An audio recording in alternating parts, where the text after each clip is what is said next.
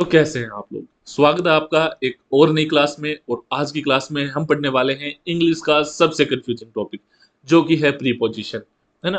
Preposition से जितने भी सवाल आते हैं उनके गलत होने के चांसेस बहुत ज़्यादा होते हैं, क्योंकि जहाँ पे अपने को लगता है इन आएगा वहाँ अपन एट लगा देते हैं, जहाँ पे एट आता है वहाँ पे अपन इन लगा देते हैं, फॉर की जगह अपन फ्रॉम लगा देते हैं और फ्रॉम की जगह अपन टू लगा देते हैं।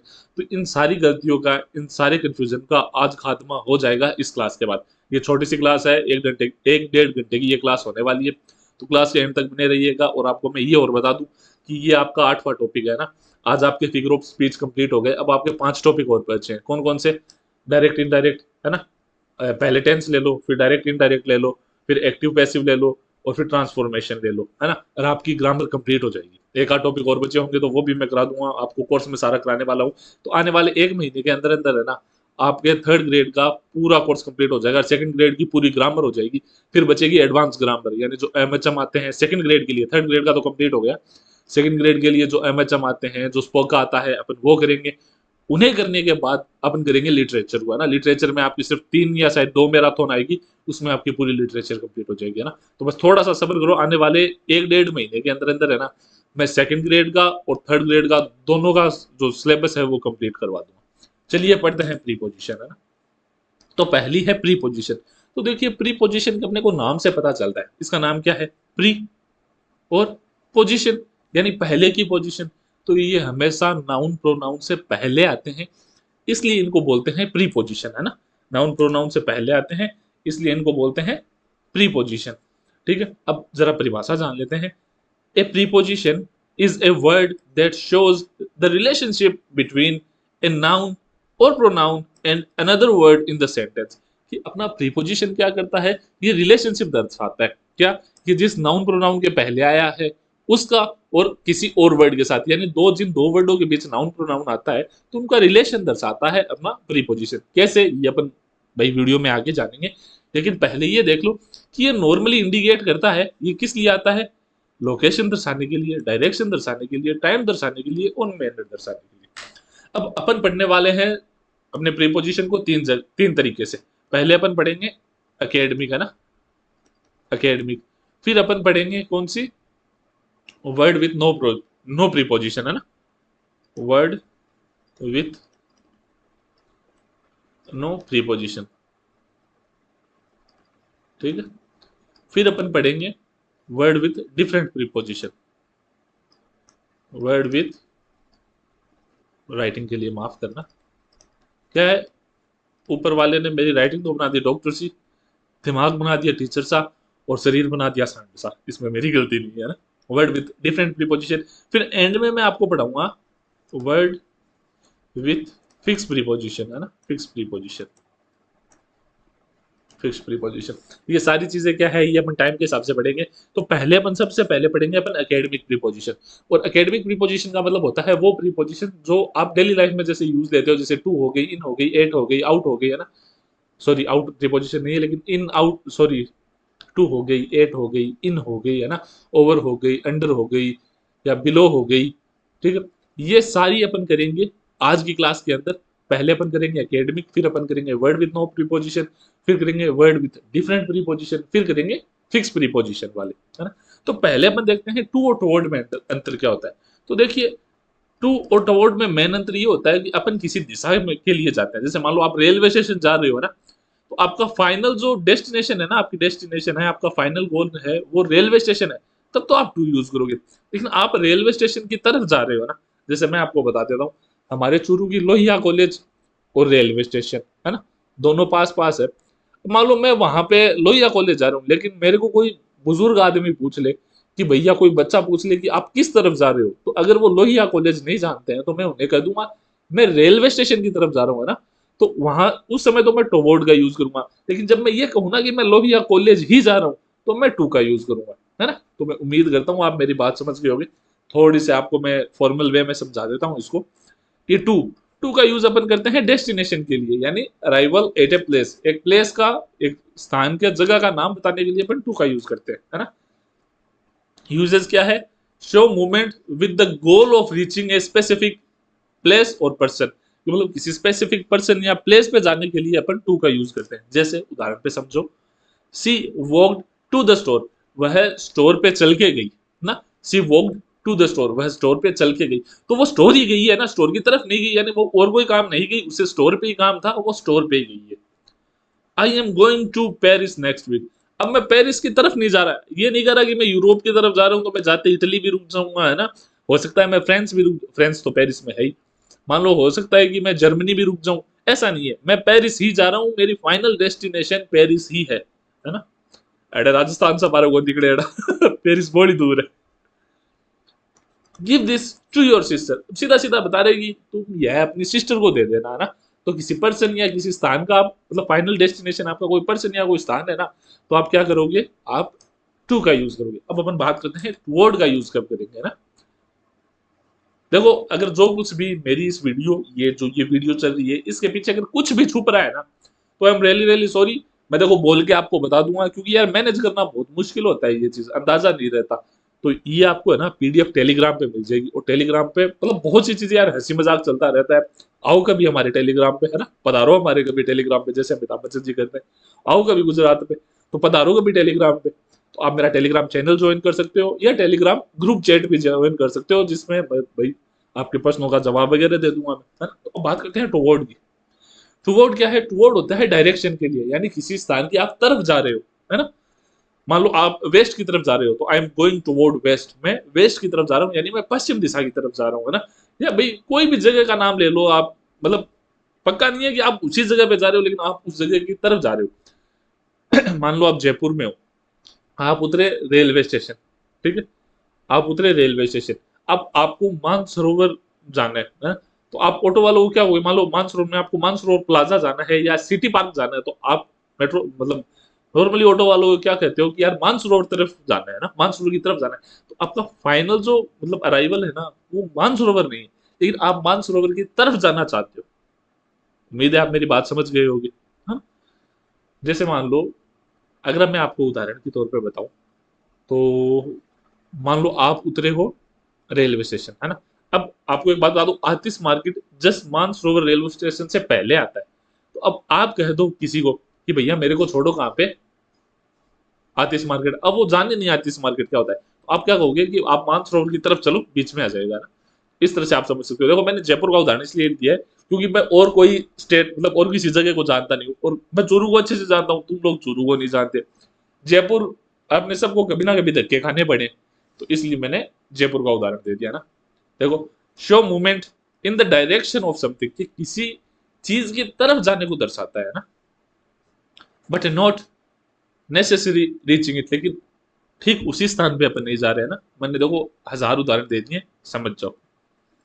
ही walked toward the park but stopped halfway, वह पार्क की तरफ जा रहा था लेकिन वो आधे रास्ते में रुक गया, है ना, मतलब he didn't reach the park, वो पार्क गया ही नहीं। द डॉग रेन टुवर्ड मी, मान लो आपके पैरों के पास कोई हड्डी पड़ी थी, कुत्ता भाग के आपकी तरफ आ रहा है, लेकिन वो आ रहा है हड्डी की तरफ है और वो आपकी तरफ नहीं आया, वो हड्डी के पास रुक गया, तो आप क्या बोलोगे, कुत्ता मेरी तरफ दौड़ा, है ना। आगे है, she pointed toward the mountains, उसने माउंटेन की तरफ इशारा किया। मान लो माउंटेन पे कोई इंसान खड़ा होगा, उसने असल में उसकी तरफ इशारा किया होगा, लेकिन इन जनरल किया तो उसने पहाड़ों की तरफ इशारा है ना, इस तरह से। आगे चलते हैं। अब बात करते हैं फोर की, है ना, बहुत ही कंफ्यूजिंग है और इसके बहुत ज्यादा यूज होते हैं, है ना। फोर का नॉर्मली मतलब होता है के लिए, है ना, के लिए। देखो हर चीज का मतलब जरूरी नहीं होता है, आपको मैं ये बता दूं, है ना, कि जैसे आपको एक चीज बताता हूँ, आज आपको मैं एक चीज बताता हूँ, दो तरह के वर्ड होते हैं, है ना। एक तो होते हैं लेक्सिकल वर्ड, है ना, लेक्सिकल वर्ड, ये आपको कोई नहीं बताएगा। दूसरे होते हैं ग्रामेटिकल वर्ड, है ना, ग्रामेटिकल वर्ड। देखो लेक्सिकल वर्ड तो वो होते हैं जिनका कोई ना कोई मतलब निकलता है, मान लो सब्जेक्ट है, वर्ब है, ऑब्जेक्ट है, इनका कोई ना कोई मतलब निकलता है, एडवर्ब है, इनका कोई ना कोई मतलब निकलता है, एडजेक्टिव भी मान लो, इनका कोई ना कोई मतलब निकलता है। लेकिन ग्रामेटिकल वर्ड का मतलब नहीं निकलता, है ना। जैसे मैं बोलूं ही इज ए डॉक्टर, है ना, ही इज ए डॉक्टर, अब यहाँ पे इज का क्या मतलब है, कोई मतलब नहीं है, लेकिन ग्रामर के हिसाब से ये आना जरूरी है, तो वो होते हैं ग्रामेटिकल वर्ड्स, है ना। अपने जितनी भी हेल्पिंग वर्ब है वो ग्रामेटिकल वर्ड्स होते हैं, यानी जिनका सेंटेंस में कोई मतलब नहीं आता, है ना। मतलब आप अगर हिंदी में अनुवाद करोगे तो उनका अनुवाद नहीं कर सकते आप, क्योंकि उनका सेंटेंस में कोई अस्तित्व ही नहीं होता वैसे तो वो क्या होंगे, वो होंगे अपने ग्रामेटिकल वर्ड्स। ठीक है, देखो पहले तो बात करते हैं बेनिफिट, है ना, कि मतलब अगर आप किसी कोई मान लो कोई चीज का बेनिफिट रिसीव कर रहा है तो आप फॉर का यूज कर सकते हो, जैसे, है ना, आई बोट फ्लोर्स फॉर मॉम। अब ये फ्लोर्स किसको जा रहे हैं, मम्मी को जा रहे हैं, यानी मम्मी के लिए जा रहे हैं, तो फायदे किसको रिसीव हो रहा है, मम्मी जी को, है ना। He made coffee for everyone, for everyone का मतलब सबके लिए, सबके लिए, है ना। इस तरह से आगे देखते हैं। अब वही बात है, देखो एंड में इसका मतलब है ना के लिए ही निकलेगा, लेकिन आप अलग अलग हिस्सों में बांट सकते हो। जैसे यहाँ पे क्या होगा, पर्पस, है ना, उद्देश्य दर्शाने के लिए, उद्देश्य दर्शाने के लिए कि this app is for learning English. जैसे मैं बोल दूं this channel is for clearing RPSC second grade English exam, तो इसका मतलब क्या होगा कि यह चैनल किसके लिए है, कि आप आरपीएससी सेकंड ग्रेड का इंग्लिश का एग्जाम क्लियर कर सको। तो क्या होगा, फॉर, फोर, है ना, फोर यानी उद्देश्य बता रहा है ये चैनल का। वहां जैसे यहाँ ये ऐप का उद्देश्य बता रहा है ना, ये ऐप किसके लिए है, इंग्लिश सीखने के लिए, तो इसलिए फोर आएगा, है ना। A hammer is for hitting nails, एक हथौड़ा कील को ठोकने के लिए होता है, तो के लिए, है ना, उद्देश्य बता रहा है ये हथौड़े का। आगे चलो, ड्यूरेशन यानी हाउ लॉन्ग समथिंग लास्ट, कि भाई कोई चीज कितनी देर के लिए टिकती है। जैसे वी वेटेड फॉर 2 आवर्स, हमने 2 घंटे इंतजार किया, 2 घंटे इंतजार किया, तो कितने घंटे के लिए आपने इंतजार किया, हमने 2 घंटे के लिए इंतजार किया, है ना। देखो हर चीज का मतलब परफेक्ट हिंदी अर्थ नहीं निकलेगा, मैं आपको ये पहले ही बता देता हूँ, लेकिन आप मेरे साथ बने रहो, एंड तक आपको सब कुछ समझ में आ जाएगा। She lived there for 5 years, वो वहां 5 सालों के लिए रही, 5 सालों के लिए रही, है ना, है ना। अब ये है सब्स्टिट्यूशन, यानी किसी के लिए एक तरह से विकल्प की तरह काम करना। कैसे, देखो, could you do this for me, क्या ये तुम मेरे लिए कर सकते हो, यानी ये काम मैं भी कर सकता था लेकिन मैं तुमसे करवा रहा हूँ, क्या तुम ये काम मेरे लिए कर सकते हो। I speak for the team, मैं टीम के लिए मैं बोल दूंगा, है ना, पूरी टीम की तरफ से मैं बोल दूंगा I speak for the team, यानी के लिए। तो ये है फॉर के उदाहरण। अगला है अलोंग, है ना, अगला है अलोंग। अलोंग, अलोंग का, अलोंग के दो मतलब होते हैं, है ना, उस पार, उस पार, और दूसरा मतलब होता है इस पार के उस पार। ठीक है, उम्मीद है आपको समझ में आ रहा होगा, इस पार या इस पार के उस पार, है ना। यानी मान लो नदी है ना, तो नदी क्या है, sorry sorry sorry sorry sorry, वो अक्रॉस का मतलब होता है, गलत आ गया मैं, I am really really sorry, वो अक्रॉस का मतलब होता है, मैंने ध्यान से देखा नहीं, अक्रॉस का मतलब होता है। अलोंग का तो मतलब होता है कि इन लाइन ऑफ, है ना, in line of, in line of, यानी कहने का मतलब है जैसे रेखीय दिशा में, आप जैसे पैरेलल चलते हो ना, समांतर चलते हो, किसी चीज के समांतर होना, है ना, समांतर होना, समांतर होना। जैसे देखो, है ना, मूवमेंट इन ए लाइन और ए डायरेक्शन, एक लाइन और डायरेक्शन में मूवमेंट करना, एग्जांपल से समझो, है ना। We walked along the beach, हम बीच के साथ साथ चलते रहे। जैसे मान लो बीच है ना, अब बीच आपको पता है समुद्र के साथ साथ होता है, तो हम भी साथ साथ चलते रहे, है ना, जो समुद्र की जो रेखा है उसके साथ साथ चलते रहे, तो हम बीच पे चलते रहे। आगे देखो, the parade moved along the main street, तो जो परेड थी वो मेन स्ट्रीट के साथ साथ चलती रही, है ना, यानी जिस रेखा पे मेन स्ट्रीट थी उसी रेखा पे परेड चल रही थी। उम्मीद है आप में, जैसे मान लो जिस रेखा पे क्या थी, जिस रेखा पे अपनी मेन स्ट्रीट थी उसी रेखा में परेड चल रही थी। अब मेरे को कल पता चला कि मैं तो नीचे नीचे इशारे कर देता हूँ, आप लोगों को दिखता ही नहीं है ना, आप लोगों को तो ये दिख रहा होगा। तो जिस रेखा में क्या थी, जैसे मान लो इस रेखा में ये है, ये अपनी सड़क है, तो परेड भी इसी रेखा में चल रही है ना, तो क्या होगा, अलोंग होगा। The cyclist road along the path, भाई साइक्लिस्ट है वो भी क्या, पाथ जो रास्ता था उसके साथ साथ उसने साइकिल चला लिया ना, तो रास्ता हो गया। अब इसके साथ साथ मान लो, देखो मेरे हाथ बहुत लंबे, देख रहे हो कितने लंबे, तो जो साइक्लिस्ट है उसने क्या किया, साथ साथ चला ली, है ना, तो इन लाइन ऑफ यानी एक सेम लाइन में। वही चीज ये है कि house were build along the river bank, है ना, देखो उसी लाइन में, अब उस लाइन के साथ साथ भी कोई काम हो सकता है या उसी लाइन पे भी कोई काम हो सकता है। हम बोलते हैं ना कि यार इसी सड़क पे आगे जाके दुकान है ना, तो इस है तो इस सड़क पे है तो इस लाइन पे ही, तो वहां भी आप अलोंग का यूज कर सकते हो। जैसे समझो है ना कि पोजीशन बिसाइड समथिंग लीनियर, किसी सीधी लाइन के साथ में पोजीशन, जिस तरह से house were built along the river bank, कि भाई हाउस क्या है, हाउस अब जैसे मान लो ये नदी का किनारा है, रिवर बैंक का मतलब होता है नदी का किनारा, ठीक है। अब आपका घर है वो यहाँ पे, यानी है एकदम नदी के किनारे उसी लाइन पे, लेकिन आपका घर है, मतलब आप चल रहे नहीं हो, अब आप एक घर की बात कर रहे हो, तो नदी के किनारे होने का मतलब क्या होता है, आप वहां भी अलोंग का यूज कर सकते हो, क्योंकि है तो इसी रेखा के बराबर में आपका घर है ना। तो मैं उम्मीद करता हूँ आप समझ रहे होगी। Park your car along the curve, कि अपनी जो गाड़ी है वो सड़क के किनारे, कर्व का मतलब होता है सड़क का किनारा होता है ना, जैसे फुटपाथ, जैसे फुटपाथ यहाँ पे होता है, सड़क यहाँ पे होती है, तो थोड़ा सा अंतर होता है, तो उसको कर्व बोलते हैं, तो उस कर्व के किनारे खड़ी कर दो, है ना। There are tree along both side of the road, आपने देखा होगा कहीं की एवेन्यू होता है, एवेन्यू का मतलब होता है सड़क, है ना। सड़क सड़क के इस तरफ पेड़, इस तरफ पेड़, तो ये क्या बोल रहे हैं कि पेड़ है किसके, सड़क के दोनों किनारे, तो पेड़ तो अपनी जगह पे है, लेकिन है तो वो सड़क की दिशा में ही ना, इसलिए यहाँ भी आपका अलोंग यूज आएगा। और फिर आप प्रोग्रेस के लिए, एडवांसमेंट के लिए भी अलोंग का यूज कर सकते हो। देखो मैं जो आपको है ना ये कॉन्सेप्ट पढ़ाऊंगा ना, ये किसी ने नहीं पढ़ा रखी। महंगी से महंगी कोचिंग उठा लो, चैलेंज करता हूँ आपको, महंगी से महंगी, और बता देना किसी ने इतनी राजस्थान में इतनी डिटेल में पढ़ा रखे। देखो भारत तो बहुत बड़ा है, मैं नाम नहीं लूंगा, इतना घमंडी नहीं हूँ, लेकिन इतना मेरे को पता है, मैं सबसे पढ़ा हुआ हूँ, इतना मेरे को पता है, इतनी डिटेल में किसी ने नहीं पढ़ा रखा। और अगर अगर आपको इंग्लिश में अच्छी तैयारी करनी है ना, इंग्लिश को समझना है आपको, तो एक किताब बता देता हूँ, वो पढ़ लेना। अभी एग्जाम की तैयारी के लिए मत पढ़ना, एग्जाम में जैसे टाइम है, मान लो थर्ड ग्रेड में टाइम है, तो आप पढ़ सकते हो।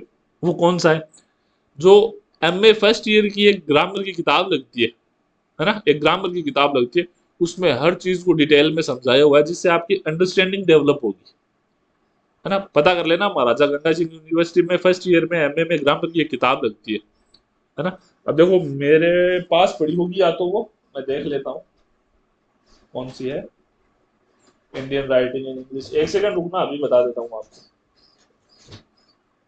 देखो अभी तो मेरे को ढूंढनी पड़ेगी, मेरे को नहीं मिल रही, लेकिन है एक किताब, मैं टेलीग्राम पे फोटो डाल दूंगा, आप देख लेना, अच्छी किताब है ना।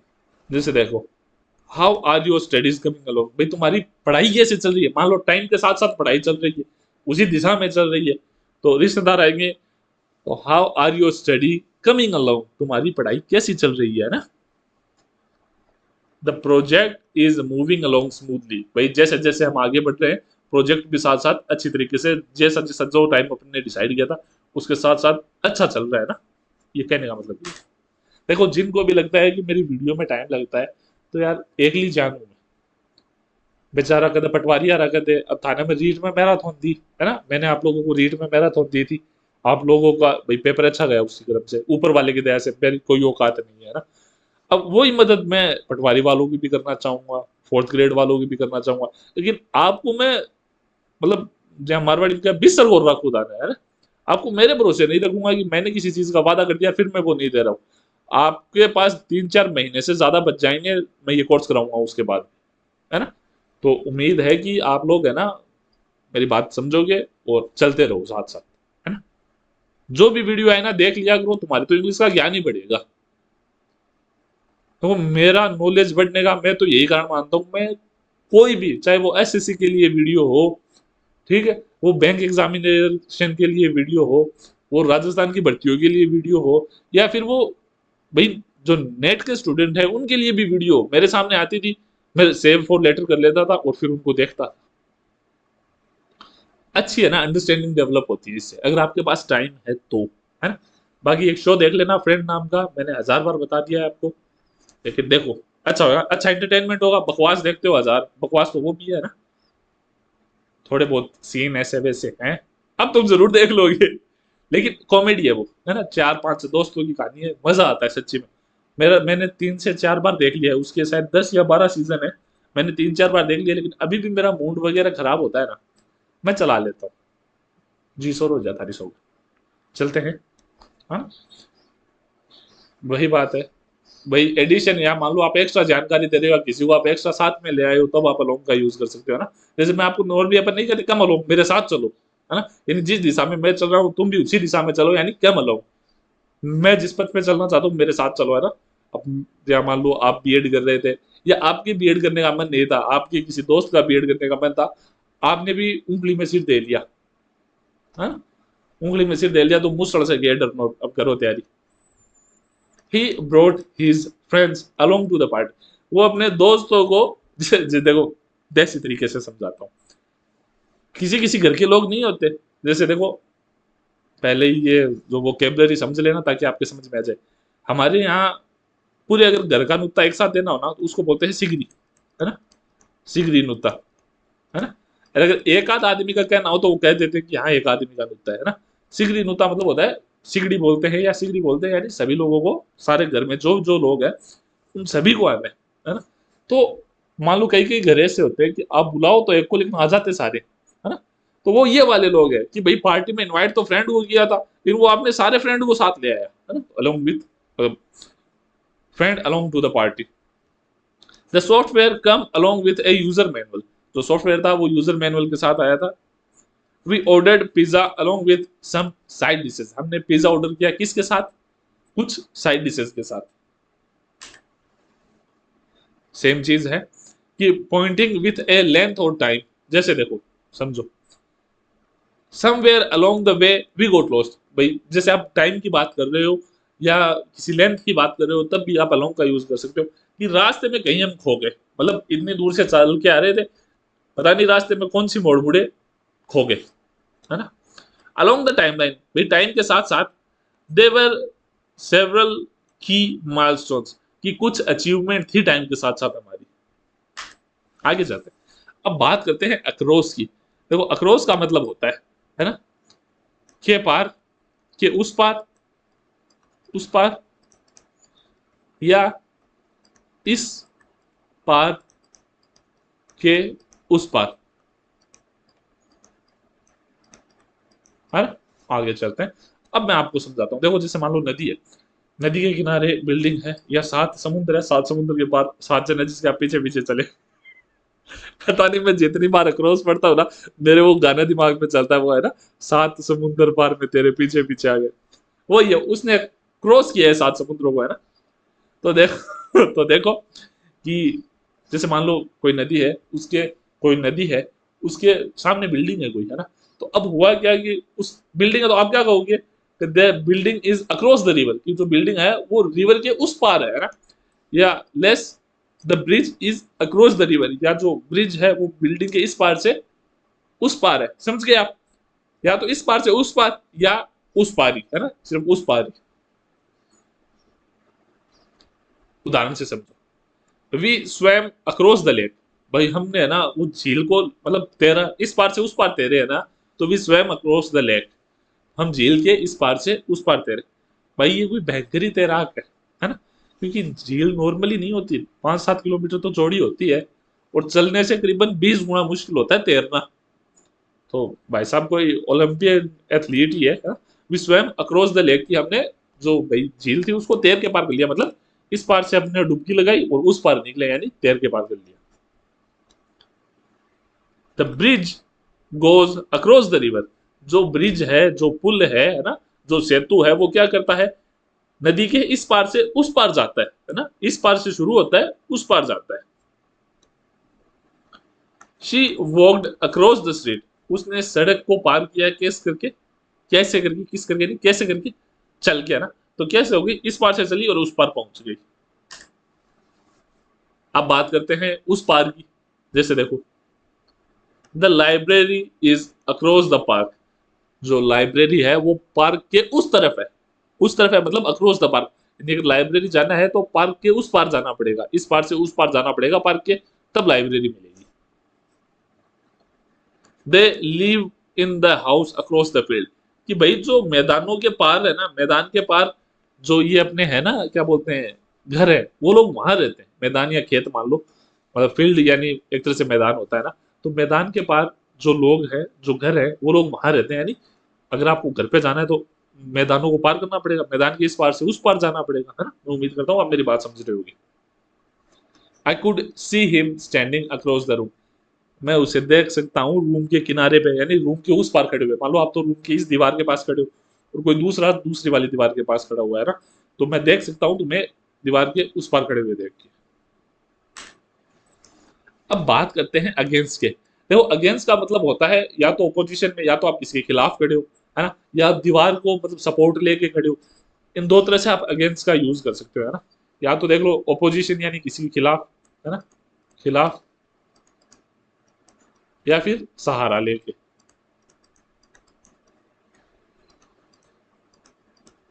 जैसे देखो, दे फोर्ट अगेंस्ट द एनिमी, वो दुश्मनों के खिलाफ लड़े, है ना, दुश्मनों के खिलाफ लड़े। वो कहां पे लड़े? दुश्मनों के खिलाफ लड़े। The evidence goes against his claim, भाई जो वो क्लेम कर रहा है ना कि वो रात को 12 बजे जहां पे मर्डर हुआ था वहां पे था ही नहीं, लेकिन जो कैमरे की जो सीसीटीवी की फुटेज आई है उसमें तो वो वहां दिख रहा है। तो क्या हो गया कि जो एविडेंस है, जो सबूत है, वो तो उसके खिलाफ बोल रहे हैं। तो गोज अगेंस्ट मतलब उसके खिलाफ जाता है उसकी बातों के। तो क्या होगा? The evidence goes against his claim. He is against the new policy, भाई वो है, वो नई पॉलिसी के खिलाफ है। जैसे जितने भी बच्चे थे जो फौज की तैयारी करते थे, वो अग्निवीर योजना के खिलाफ हुए थे, है ना। तो वो क्या थे? दे वर अगेंस्ट द अग्निवीर योजना, है ना, तो वो अग्निवीर योजना के खिलाफ थे। अब बात करते हैं फिजिकल कांटेक्ट और लीनिंग की। जैसे आप ऐसे करके, ऐसे होते हो ना ब्याह शादियों में, लड़कियों वाले टेंट में जैसे होता है, कहीं कहीं पे लड़कों और लड़कियों का टेंट अलग अलग लगता है। खासकर ये मान लो मुस्लिम समाज में, है ना, जो अपना हिंदू समाज है उसमें तो मैंने नहीं देखा इतना, वहां पे तो एक ही जगह टेंट लगता है। लेकिन मुस्लिम समाज में क्या होता है, आदमियों का और औरतों का, है ना, अलग अलग टेंट लग रहा है। तो कुछ जो असामाजिक तत्व होते हैं ना, वो ऐसे जाते हैं लड़कियों के टेंट में, ऐसे तैयार होके आधी रात को, अंधेरी रात को चश्मा लगाए रखते हैं और ऐसे दीवार के ना ऐसे लग के ऐसे खड़े होते हैं। तो वो क्या करते हैं? देवर लीनिंग अगेंस्ट द वॉल। वो क्या होते हैं, मतलब किसी चीज का सपोर्ट लेना भाई। अब मान लो ये है, अब आप इसके सहारे खड़े होगे तो आप इसके खिलाफ ही तो जोर लगा रहे हो। तो आप क्या कर रहे हो? इसके सहारे खड़े हो, है ना। तो उदाहरण से समझो, she leaded leaned against the wall, वो भाई दीवार के सहारा लेके खड़ी हो गई, है ना। The ladder was placed against the tree, है ना, जो सीढ़ियां थी, सीढ़ियां कौन सी? वो चढ़ने वाली नहीं, वो सीढ़ियां, लेडर, लेडर, है ना, लेडर, ये वाली सीढ़ियां, ये वाली सीढ़ियां, है ना। ये क्या थी? ये पेड़ के सहारे खड़ी की गई थी, है ना, तो पेड़ के अगेंस्ट, यानी पेड़ का सहारा देती। The rain beat against the window panel, की जो रेन थी, जो बारिश की बूंदे थी, वो आके किस पे टकरा रही थी? विंडो के पैन पे, यानी जो कांच होता है उस पे। आगे चलते हैं, बिटवीन, है ना। देखो आप दो तीन चीजों में कंफ्यूज हो गए, बिटवीन का बीच में, है ना, अमंग और एमिड, है ना। हो सकता है आप इन तीनों के बीच में कंफ्यूज हो, बहुत से बच्चे हो जाते हैं। तो अपन बात करेंगे कि इनके बीच में अंतर क्या होता है। तो पहले अपन समझते हैं किसको? बिटवीन को। देखो बिटवीन आता है दो के बीच में, हाँ, दो के बीच में। कोई भी दो चीज की अगर आप बीच की बात कर रहे हो ना, तो आप बिटवीन का यूज करोगे। जैसे एग्जाम्पल देखो, the house is located between the mountains, भाई मान लो पहाड़ दो हैं, कहने का मतलब ये एक पहाड़ इस तरफ है, एक पहाड़ इस तरफ है, बीच में क्या है? बीच में क्या है? बीच में है घर। जैसे आपको रियल उदाहरण देता हूँ, जो सामोद पैलेस है ना, सामोद, जयपुर के पास जो सामोद है, वहां पे एक सामोद पैलेस है ना। वहां पे जो महल है वो इसी तरह से, उसके एक तरफ तो पहाड़ है, एक तरफ दोहरा है। तो वो किसके बीच में है? वो माउंटेन और डेजर्ट के बीच में, है ना। तो बिटवीन यूज आएगा जब अपन दो चीजों की बात कर रहे हो।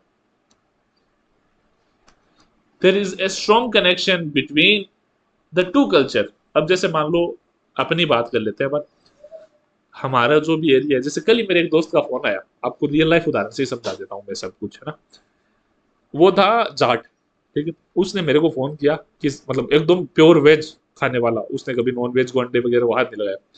वो मेरे साथ बीएड किया हुआ था, उसके बाद तो हम कभी मिले भी नहीं। कल उसका फोन आया अचानक से कि यार साजिद, मैं किसी शादी में जाने वाला हूँ, तो तुम्हारे लोगों के वेज नॉन वेज वगैरह तो नहीं बनता ना, सब्जी ऐसा तो नहीं है कि सांगरी की सब्जी में अंडे वगैरह टिका देते हो।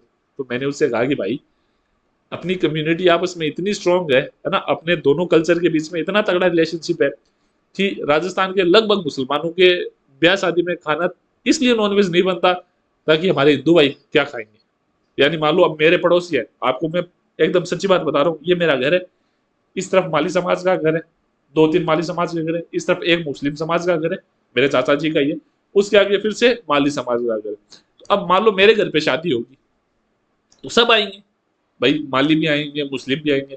तो हमारे हलवाई है गिरधारी जी, जो खुद एक माली समाज से बिलोंग करते हैं, सैनी है वो।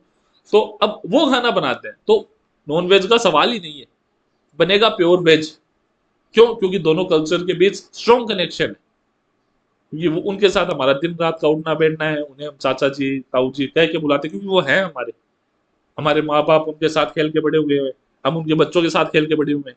तो अब हमारे घर में शादी होगी तो वो तो आएंगे, वो नॉन वेज खाते नहीं है तो हम क्यों बनाएंगे फिर। तो सबके लिए बनता है, इसलिए वेज ही बनता है। हमारा भी केर सांगरी की सब्जी बने ब्याह में, पनीर बन जाए तो गट्टा बन जाए, ठीक है। इमेजिन आगरे आगरे थे केवरो के बनते हो गयो।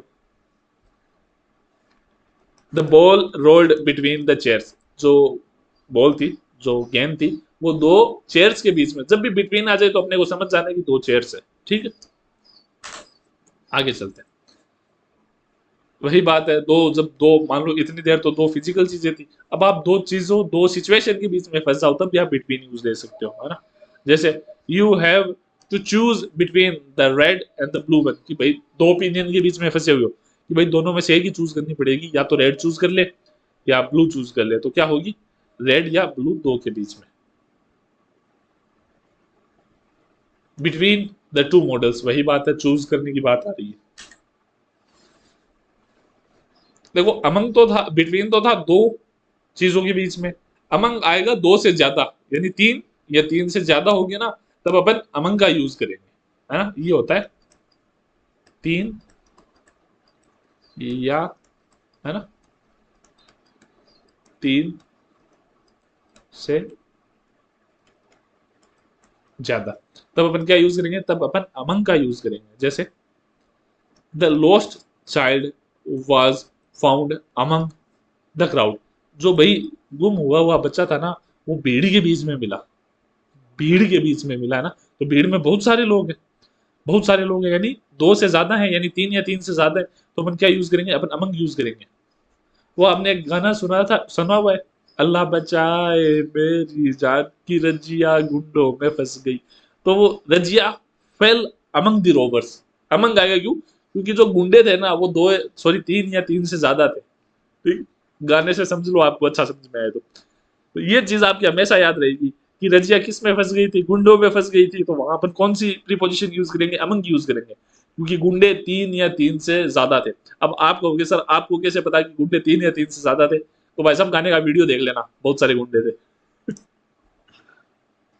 The old house was nested among the trees, भाई जो पुराना घर था ना वो पेड़ों के बीच में था, तो पेड़ क्या थे, तीन या तीन से ज्यादा थे, तो क्या होगा, पेड़ों के बीच में, यानी अमंग यूज आएगा।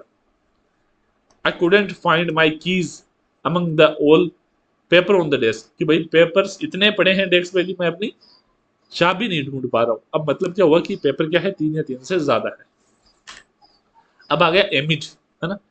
एमिड आता है अनकाउंटेबल के लिए, है ना, जिसे आप गिन ना सको, एमिड आता है अनकाउंटेबल के लिए। जैसे द नेगोशिएशन, है ना, the negotiation continued एमिड growing tension, तो किसके दौरान हुई, टेंशन ग्रो हो रही थी, है ना। हम सॉरी देखो, एमिड ग्रोइंग टेंशन, कि अलग अलग लोगों की चिंताएं थी, अब चिंताएं अनकाउंटेबल होती है तो क्या होगा, एमिड यूज होगा।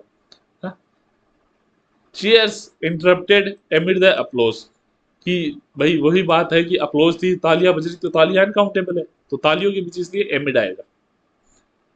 ही tried to study amid the noise of the party, party के शोर के बीच उसने पढ़ने की कोशिश की, तो झक मराने गया था क्या पार्टी में।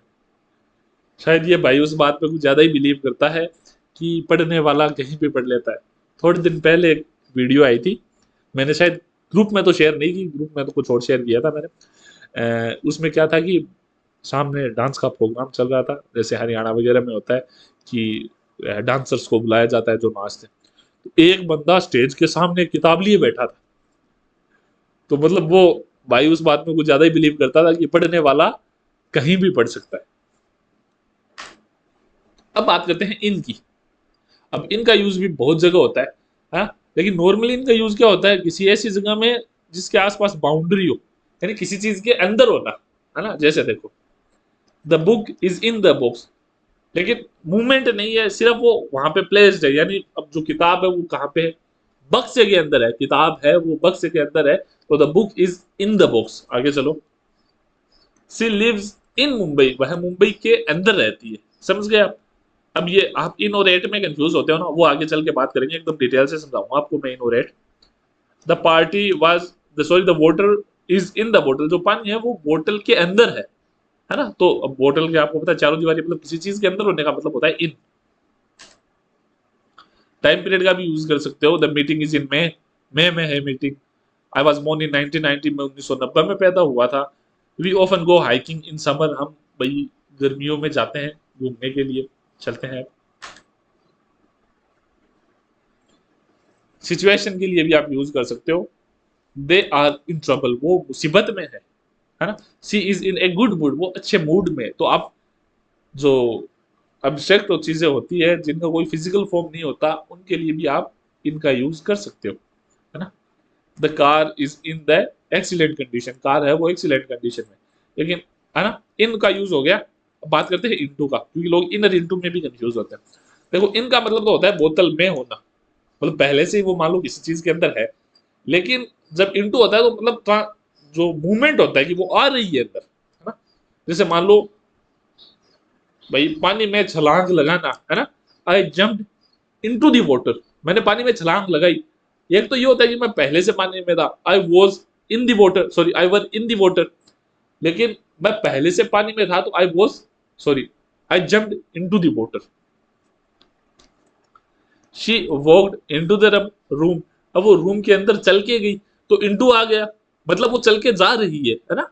चल के गई वो, मतलब ये क्या है, अपने को मूवमेंट और बताएगा साथ में, वो काम हुआ, वो बंदी चल के गई, उसमें मूवमेंट दर्शाया जाएगा।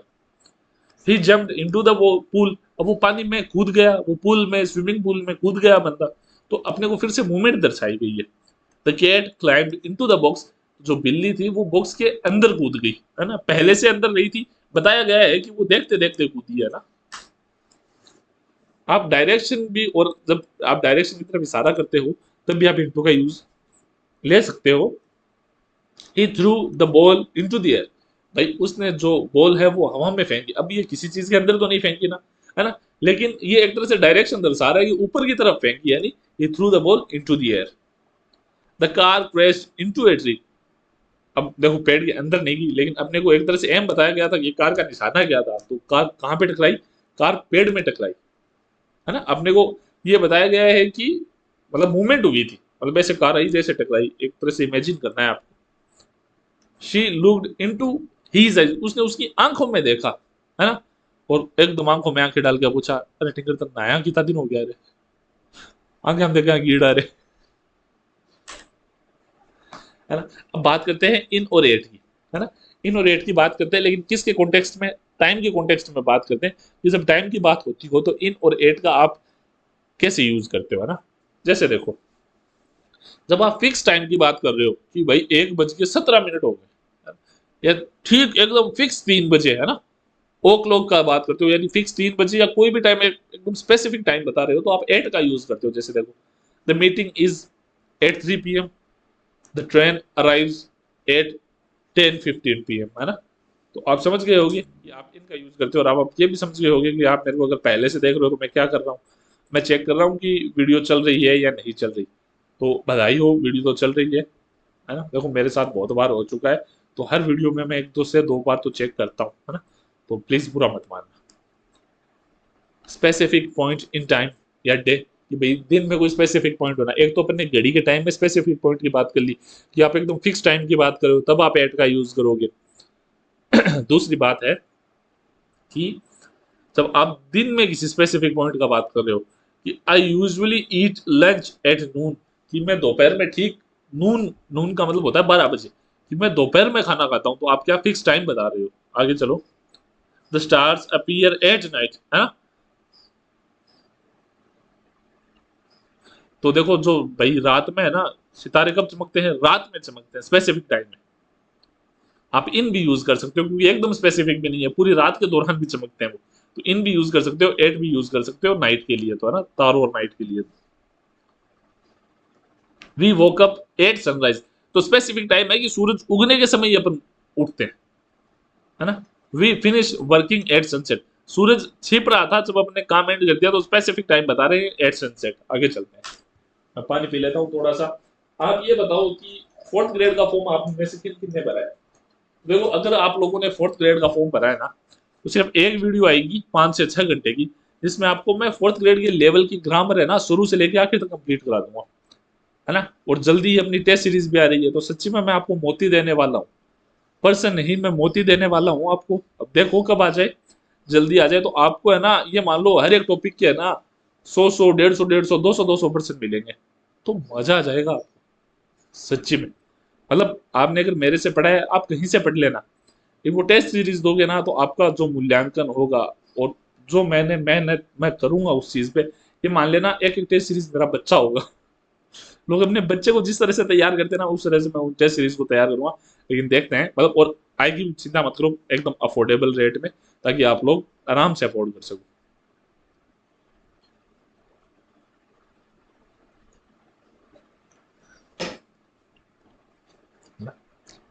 चलो बात कर लेते हैं, जैसे मील टाइम्स है ना, खाने का समय है। जैसे आई सी यू एट द ब्रेकफास्ट, तो आप स्पेसिफिक टाइम की बात कर रहे हो कि जब ब्रेकफास्ट होगा तब मिलूंगा देर से।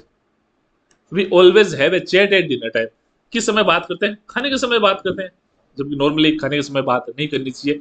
अब बात क्यों नहीं करनी चाहिए आपको ये पता है?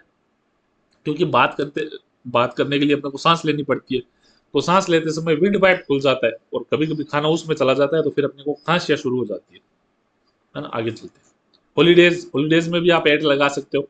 हॉलीडे के दिन की बात कर रहे हैं, जैसे we exchange gift at Christmas, Christmas के दिन अपन है ना गिफ्ट एक्सचेंज करते हैं, तो स्पेसिफिक टाइम बताया हुआ है कि क्रिसमस के दिन। Many people travel, Easter, Easter छोड़ दो, दिवाली कर लो यहाँ पे, है ना। दीपावली, दीपावली, है ना। आगे चलते हैं, स्पेसिफिक मूवमेंट और शॉर्ट पीरियड, स्पेसिफिक मूवमेंट या छोटे पीरियड्स के लिए भी आप यूज कर सकते हो। She is busy at the moment, वो फिलहाल के टाइम पे बिजी है, तो इस स्पेसिफिक टाइम पे वो बिजी है, इसलिए अपन ने एट लगा दिया। दे अराइव, देखो इस तरह से आपको इंग्लिश पढ़नी पड़ेगी, आपको दिमाग में सोचना पड़ेगा कि ये स्पेसिफिक टाइम की बात हो रही है नहीं हो रही। इस सेंटेंस में जो एट वाला जो रूल है, जैसे मान लो स्पेसिफिक टाइम है, वो दिख रहा है या नहीं दिख रहा है, तब आप है ना एट का यूज करोगे। They arrive at the same time, है ना, वो एकदम सेम टाइम आए, तो वही फिक्स टाइम है। जो फलाना बंदा जिस टाइम पे है उसी टाइम पे वो दूसरा आ गया, तो एक फिक्स टाइम हो गया। एट द बिगनिंग, एकदम शुरुआत में, तो वही फिक्स टाइम हो गया फिर से। Of the movie there was a warning, कि भाई मूवी की शुरुआत में एक वार्निंग थी। At the end of the concert the crowd cheered, कि भाई जो कॉन्सर्ट था उसके एंड में जो क्राउड थी, जो भीड़ थी, वो चिल्लाई जोर जोर से उत्साहित करने के लिए। अब बात करते हैं इन की। इन है जो नॉर्मली बड़े टाइम पीरियड्स के लिए आता है, जैसे देखो I like to read in the morning. अब ये कोई स्पेसिफिक टाइम नहीं है, मेरे को सुबह के टाइम पढ़ना पसंद है, तो सुबह आप 11 बजे से पहले कभी भी ले सकते हो, है ना। तो वो हो गया सुबह का टाइम, और पढ़ने में भी आपको पता है टाइम लगता है ना, तो आप किसी स्पेसिफिक टाइम का नहीं बता सकते। They play outside in the afternoon, अब देखो इन द आफ्टरनून यानी दोपहर में खेलते हैं, तो दोपहर बहुत बड़ी होती है, करीबन ये मान लो आप 12 बजे से लेके आप शाम के 4 बजे तक को दोपहर गिन सकते हो, अगर गर्मियों की बात करें तो बहुत बड़ी होती है। तो अब ये ब्रॉडर टाइम हो गया ना, टाइम लेंथ बहुत ज्यादा बड़ी हो गई, तो अपने को स्पेसिफिक टाइम नहीं पता चल रहा। We usually have dinner in the evening, भाई हम है वो इवनिंग को डिनर लेते हैं, तो अब अगर आप इवनिंग की मान के चलो, तो शाम को 5 बजे से लेके रात को 8 से 9 बजे तक इवनिंग कहलाती है, तो कोई स्पेसिफिक टाइम नहीं रहा इसलिए। देखो माई बर्थडे इज इन जून, मेरा बर्थडे है वो जून में, तो अब कोई स्पेसिफिक टाइम नहीं है। मान लो ये नहीं कहा हुआ कि 15 जून को है, 16 जून को, 17 जून को है, लेकिन जून के महीने में है ना, इसलिए अपन क्या करेंगे, इन लगाएंगे। The weather is usually hot in May, जो वेदर है वो नॉर्मली गर्म रहता है मई के महीने में। अप्रैल में जान काट रखी है, शुरू में इतनी तेज धूप पड़ रही है इतनी तेज धूप पड़ रही है कि मैंने तो बाहर की शक्ल नहीं देखी 3-4 दिन हो गए कि धूप दिखती कैसे। सच्ची में झूठ नहीं बोल रहा, है ना? Seasons, the flowers Bloom in the spring, जो फ्लावर्स है वो स्प्रिंग में खिलते हैं, है ना? It snows a lot in winter, और जो भाई गर्मियों में, नहीं सॉरी, सर्दियों में बहुत ज्यादा बर्फ पड़ती है। हमारे चूरू में तो बहुत ज्यादा बर्फ पड़ती है। आना कभी। ईयर्स, साल की भी बात कर सकते हो। I was born in 1988। तो देखो 1988 में वो बंदा कब जन्मा अपने को नहीं पता, कौन से महीने में जन्मा, उसने तो पूरी साल बता दी, तो क्या बड़ा पीरियड है ना? The company was founded in 2005, तो 2005 2005 बहुत बड़ा टाइम पीरियड है। Decade and centuries, the Beatles were a popular sorry the Beatles were popular in 1960s, कि जो बीटल है वो पॉपुलर थे 1960s में। तो बीटल एक बैंड का नाम है, आपको बता दूं, वैसे कीड़ा होता है, लेकिन बीटल एक म्यूजिक बैंड था जो 1960 में अमेरिका में बहुत ज्यादा फेमस था। तो ये बात कर रहा है कि the Beatles were popular in 1960s। Many specific discoveries were made in the 20th century। 20वीं सदी में बहुत बड़ी बड़ी सेंचुरीज हुई, तो 20वीं पूरी सदी की बात चल रही है, इसलिए इन लगा दिया, longer period. In the past things were different. आप एक बात बताओ, आपका जो सर जल्दी वीडियो लेके आओ, जल्दी वीडियो लेके आओ, ये क्वालिटी मिल जाएगी क्या जल्दी में तुम लोगों को? ये जो इतने सारे एग्जाम्पल दे रहा हूँ मैं तुम लोगों को, ये चीजें मिल जाएगी क्या? एक क्लास के लिए मैं 100 150 स्लाइड तैयार करके लाता हूँ, वो जल्दी में मिल जाएगा क्या? अब देखो ये 2 घंटे की क्लास होगी मान लो, यही चीज मैं आपको एक एक घंटे करके 4 दिन पढ़ाता, और मैं 4-5 दिन में एक वीडियो अपलोड कर ही देता हूँ। तो अब खुश किस में रहते, है ना? तो थोड़ी अकल लगा के बात करो। और सच्ची में मैं मजाक नहीं कर रहा, कम से कम 3 से 4 कोचिंगों से मेरे पास फोन आ गए, अच्छा खासा डिमांड कर रहे हैं मेरे से कि आप हमारी कोचिंग में पढ़ा दो। लेकिन फिर मेरे को है ना यूट्यूब वाली वीडियोस प्राइवेट करनी पड़े, इसलिए मैं नहीं पढ़ा रहा। क्योंकि वो चाहते हैं कि अगर आप फ्री में अपने यूट्यूब पे दे दोगे तो हमसे कौन पढ़ेगा। वही बात है, इसलिए अभी तो मैं कहीं नहीं जा रहा, यहीं हूँ। अब आगे चलते हैं, पहले ये देख लो, थोड़ा और देख लेते हैं लॉन्गर पीरियड की। I hope to travel more in future में, भाई भविष्य में और ज्यादा ट्रेवल करना चाहता हूँ। तो वही बात है, फ्यूचर लगा हुआ है, तो मतलब पूरे फ्यूचर की बात चल रही है, यानी अगली मिनट से लेके जब तक मरूंगा नहीं तब तक की बात चल रही। तो इन आ गए, है ना? वैसे ही अगले वाला है, the pyramid were build in Asian time, प्राचीन समय में पिरामिड बनाए गए थे। तो वही बात है, प्राचीन समय की बात चल रही है ना? स्पेसिफिक ड्यूरेशन, वही बात है, I will be ready in 5 minutes, 5 minute की ड्यूरेशन है ना, फिक्स नहीं बताया अभी भी, 5 मिनट का नाम लिया। और अगर ये लड़की है तो इस 5 मिनट को गुना कर दो तुम किससे, 60 से 12, 12, 12, 24, 32, 33, 60, 600 घंटों से, है ना? 600 सही है, हाँ 600 घंटों से, यानी करीबन 5 घंटे के अंदर वो तैयार हो जाएगी। They will arrive in a few days, वो कुछ दिनों में आ जाएंगे। तो वही बात है, फिर से फ्यू डेज की बात चल रही है, स्पेसिफिक टाइम नहीं है। अब देखो इन और एट की बात करते हैं प्लेस को लेके, प्लेस के कॉन्टेक्स्ट में, कि अगर जगह दर्शानी हो इन और एट से, तो दोनों में क्या अंतर रहता है?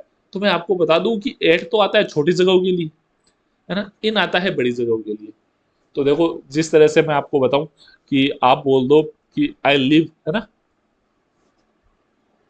एट, है ना, पार्किंग, मान लो कोई सड़क का नाम ले लो, जैसे मान लो आप जैसे हमारे चूरू में पुरानी सड़क है, उदाहरण के तौर पर बता देता हूँ। तो या मान लो एम आई रोड है जयपुर, उसका उदाहरण ले लेते हैं ना। I live at M I road in Jaipur, मैं एम आई रोड पे रहता हूँ लेकिन जयपुर में रहता हूँ।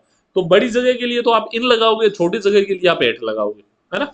जैसे टाउन हो गया या विलेज हो गया, उसके लिए तो एट आता है। और भाई जो कंट्री हो गई या फिर जो शहर हो गया, उसके लिए इन आता है ना? मैं उम्मीद करता हूँ आप मेरी बात समझ रहे होगे। जैसे देखो एट देख लो, the post office is at the end of the street, सड़क के किनारे पे, तो छोटी जगह की बात की गई है ना, सड़क की बात की गई है, इसलिए एट आ गया।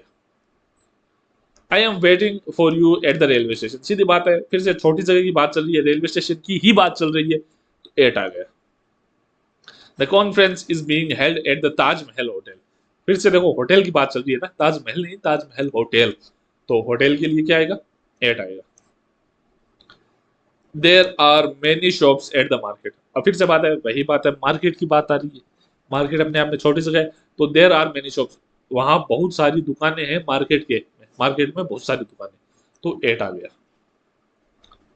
The accident happened sorry the accident है, sorry, the accident happened at the, क्या है, इंटरसेक्शन। इंटरसेक्शन का मतलब होता है जैसे चौरास्ता, एक तरह से, है ना, चौरास्ता। तो चौरास्ता पे एक्सीडेंट हुआ, तो चौरास्ता होता है ना, चार रास्ते एक जगह पे मिलते हैं, उसको बोलते हैं चौरास्ता, उसको बोलते हैं इंटरसेक्शन। तो अब स्पेसिफिक जगह बताइए ना, तो स्पेसिफिक जगह के लिए एट आएगा। You can find food, sorry, you can find good street food at local बाजार। भाई लोकल बाजार में तो अच्छा है ना, स्ट्रीट फूड घूम सकते हो, लोकल बाजार भी छोटी जगह होती है, इसलिए वहां भी आप एट लगा सकते हो।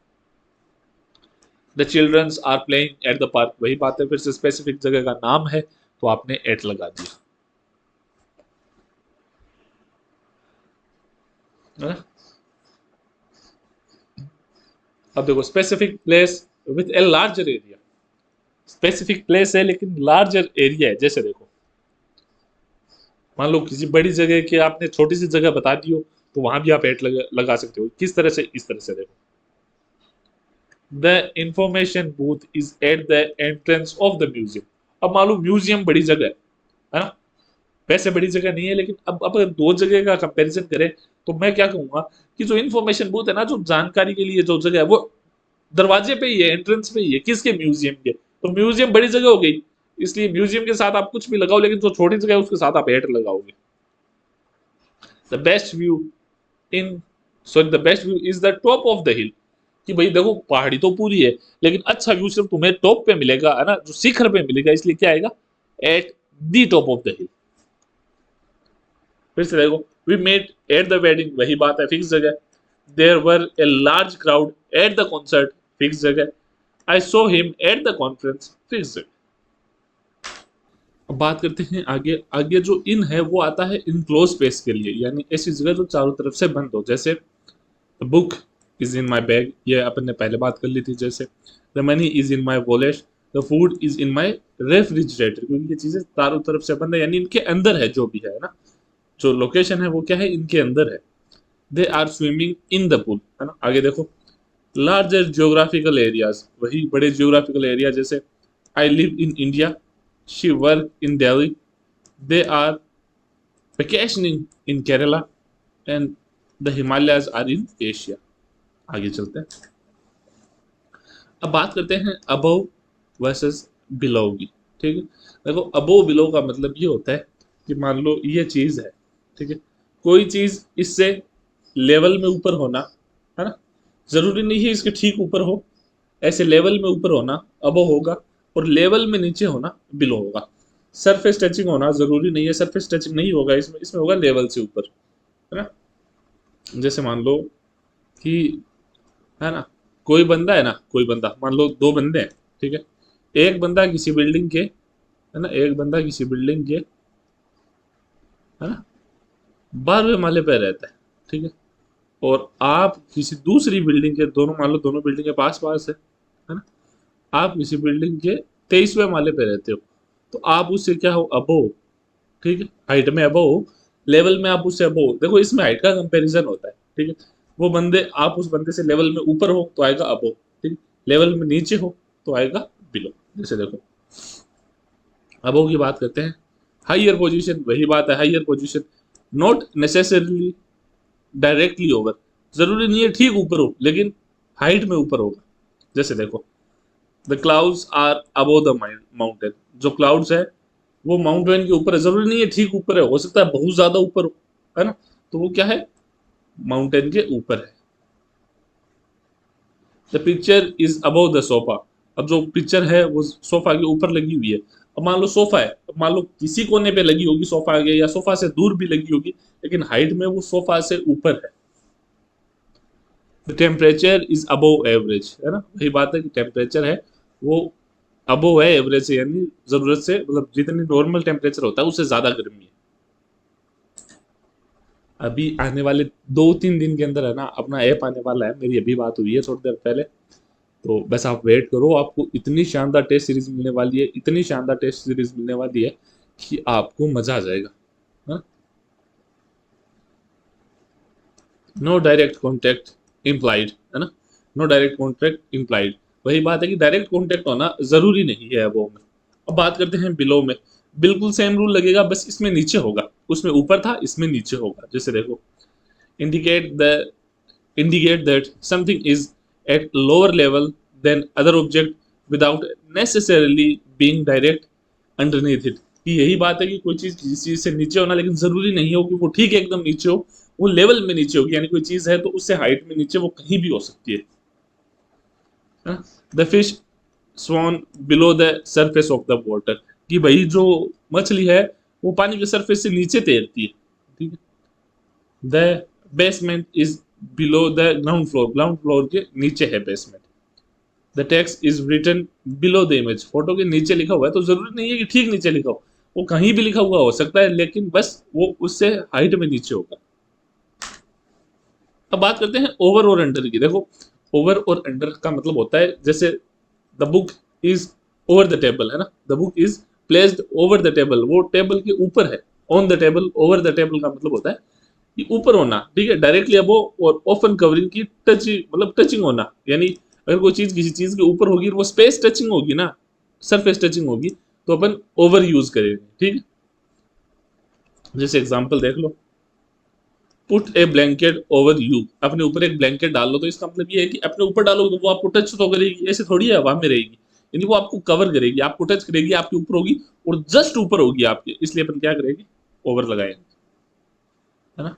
The plane flew over the city. अब देखो एक चीज और है कि एक तो ऊपर डायरेक्टली ऊपर टचिंग होता है, लेकिन जब अगर टचिंग नहीं होगा ना तो मूवमेंट होगी इसमें, ठीक है।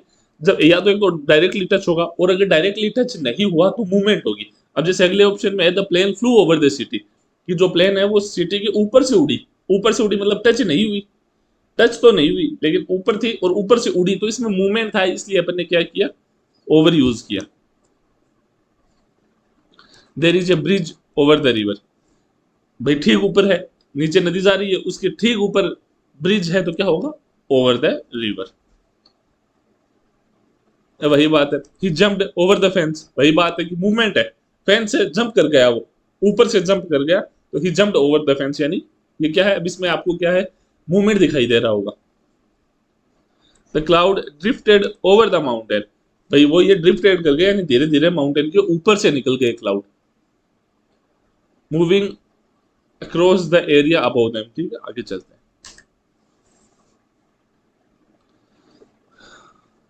ठीक है। ये हो गया, वही बात है, साथ में मूवमेंट होगी, या तो टचिंग होगा, टचिंग नहीं होगा तो मूवमेंट होगी, है ना, वहां पर ओवर और अंडर का यूज करेंगे। अंडर देख लो, the cat is sleeping under the table, table के ठीक नीचे सो रही है ना, यानी अंडर द टेबल, समझे, टेबल के ठीक नीचे, यानी under the table, directly below it. The keys are under the rug, मतलब जो चादर है या जो भाई जो भी है, जैसे चटाई है वगैरह है, जो भी है, उसके नीचे है अपनी चाबियां, चाबियां है वो चटाई, जैसे मान लो यहाँ मैंने चादर बिछा रखी है, आपको दिख नहीं रहा होगा, तो इसके नीचे अगर चाबियां होगी तो मैं कहूँगा अंडर द रग, यानी सरफेस टचिंग है ना। The roots go, the roots of the tree go under the ground, जो पेड़ की जो जड़ें है वो ग्राउंड के अंदर तक जाती है, यानी ठीक नीचे होगी और अंडर जाएगी, है ना। वही बात है, अगर ठीक आप नीचे से लिखना चाहो और अंडर लिखना चाहो, और मतलब ठीक नीचे नहीं लिखना चाहो लेकिन उसमें मूवमेंट हो तो अंडर आएगा। जैसे the fish स्वेम under the boat, जो मछली है वो नीचे से तिर के निकल गई बोट के, तो तिर के निकलेगी, है ना। There is a tunnel under the city, city के अंदर क्या है, टनल है। बात करते हैं बिहाइंड ई, है ना, बिहाइंड ई, बिहाइंड होता है एक तो टाइम में, है ना, समय में पीछे होना ना, इसका मतलब होता है पीछे, लेकिन यहाँ पे बात करें अपन समय में पीछे होना, जैसे, है ना, the train is running 10 minutes behind, अपना जो समय था उससे ट्रेन 10 मिनट पीछे चल रही है ना, 10 minutes behind. We are blind on the project deadline, we are behind the project deadline, तो हम क्या है, जो प्रोजेक्ट की डेडलाइन है उससे पीछे चल रहे हैं, है ना। ही always behind with his payment, वो हमेशा अपनी पेमेंट्स में लेट करता है, यानी ही always behind with his payments, अपनी पेमेंट्स में हमेशा लेट करता है। अब बात करते हैं सीक्वेंस में, है ना, सीक्वेंस में वो था, समय में ये है, सीक्वेंस में एक तरह से इसमें, है ना, ये फिजिकल लाइन, है ना, यानी भौतिक रूप से कोई चीज कहाँ पे होगी वो दर्शाया जाएगा सीक्वेंस में, भौतिक रूप से किसी चीज का पीछे होना सीक्वेंस में दर्शाया जाएगा। देखो, the car is in the parade was far behind to the others, कि जो गाड़ी जो परेड में थी वो बाकी गाड़ियों से बहुत ज्यादा पीछे थी, है ना, तो फार बिहाइंड होगा। फार बिहाइंड यानी बहुत ज्यादा पीछे होना। इन द क्यू लाइन के अंदर I was standing behind a tall man, मैं एक लंबे आदमी के पीछे खड़ा था, है ना। In the Q I was standing behind a tall man, मैं एक लंबे आदमी के पीछे खड़ा था। इसका मतलब क्या है कि आप अपनी पोजीशन बता रहे हो। The caboose is the last car behind the engine. caboose is the last car behind the engine. अच्छा सॉरी, ये ट्रेन की होती है, मेरे को पता नहीं था कि ट्रेन में क्या होता है कि लास्ट लास्ट गाड़ी को क्या बोलते हैं, कबूस बोलते हैं। मेरे को ये नहीं पता था, आज ही पता चला। The Qabus is last car behind the engine, है ना। अब बात करते हैं हिडन की। मतलब बिहाइंड अपन ने टाइम के लिए यूज कर लिया, सीक्वेंस के लिए यूज कर लिया। अब बिहाइंड का मतलब छिपाने से, ठीक है, छिपाने से आता है बिहाइंड का मतलब। ठीक है, देखते हैं कैसे। The cat was hiding behind the sofa, जो बिल्ली है वो सोफे के पीछे छुपी हुई थी, है ना। तो बिहाइंड द सोफा का मतलब सोफे के पीछे, यानी सोफे ने बिल्ली को पूरी तरह से कवर कर रखा था। The thief ran behind the building, जो चोर था वो बिल्डिंग के पीछे भाग गया। The sun disappeared behind the clouds, जो सन था या जो सूरज था वो बादलों के पीछे छुप गया। चांद भी तो छुपता है, चांद सलमान खान की मूवी का गाना है वो, चांद छुपा बादल में, मेरे को बहुत पसंद है। ठीक है, अब बात करते हैं बिसाइड की, है ना, और बिसाइड्स की। देखो, जो बिना एस वाला बिसाइड है ना, उसका मतलब तो होता है बगल में, है ना। इसका मतलब होता है के अलावा, है ना, के अलावा। समझोगे इसे। देखो, अगर अब एक ट्रिक बता देता हूँ, आपको याद हो जाएगा, है ना। सिर्फ बिसाइड यानी बगल में, लेकिन एक एक्स्ट्रा एस लग गया तो के अलावा यानी एक्स्ट्रा और। एक्स्ट्रा और का मतलब क्या होगा, एक एक्स्ट्रा एस तो एस लग गया। ठीक है, बिसाइड क्या होगा देख लेते हैं। She sat beside him on the bench, वो पार्क के अंदर, जैसे अपने छोटे मोटे कपल है वो पार्क में मिलने जाते हैं तो क्या होता है, she said beside him on the bench, वो बेंच में उसके पास जाके बैठी, पास यानी ठीक साइड में, है ना, ठीक साइड में। तो वो लड़की उस लड़के के पास जाके बैठी, तो she said behind him on the bench. The lamp is beside the bed, जो लैम्प है वो बेड के एकदम साइड में यानी ठीक साइड में होना, beside. Our house is beside the river, हमारा घर है वो रिवर के एकदम पास है, बिसाइड द रिवर ठीक पास है। अब बात है एस वाले की, है ना, जिसका मतलब होता है के अलावा या एक्स्ट्रा में। जैसे देख लो, बिसाइड इंग्लिश सी ऑल्सो स्पीक हिंदी, इंग्लिश के अलावा वो हिंदी भी बोलती है, या इंग्लिश के साथ साथ वो हिंदी भी बोलती है। ठीक, there is no one here beside me, यहाँ मेरे अलावा कोई नहीं है, के अलावा, है ना, बिसाइड का मतलब होता है के अलावा। तो आप इसको मतलब यूज कर सकते हो एक्सपेक्ट के, सॉरी एक्सेप्ट के, और यूज कर सकते हो इन एडिशन टू, दोनों मतलब में यूज कर सकते हो, यानी के अलावा। अब बात करते हैं वर्ड विथ नो प्रीपोजिशन की, है ना। वर्ड विथ नो प्रीपोजिशन की बात करते हैं, यानी ऐसे वर्ड जिनके साथ प्रीपोजिशन नहीं लगता।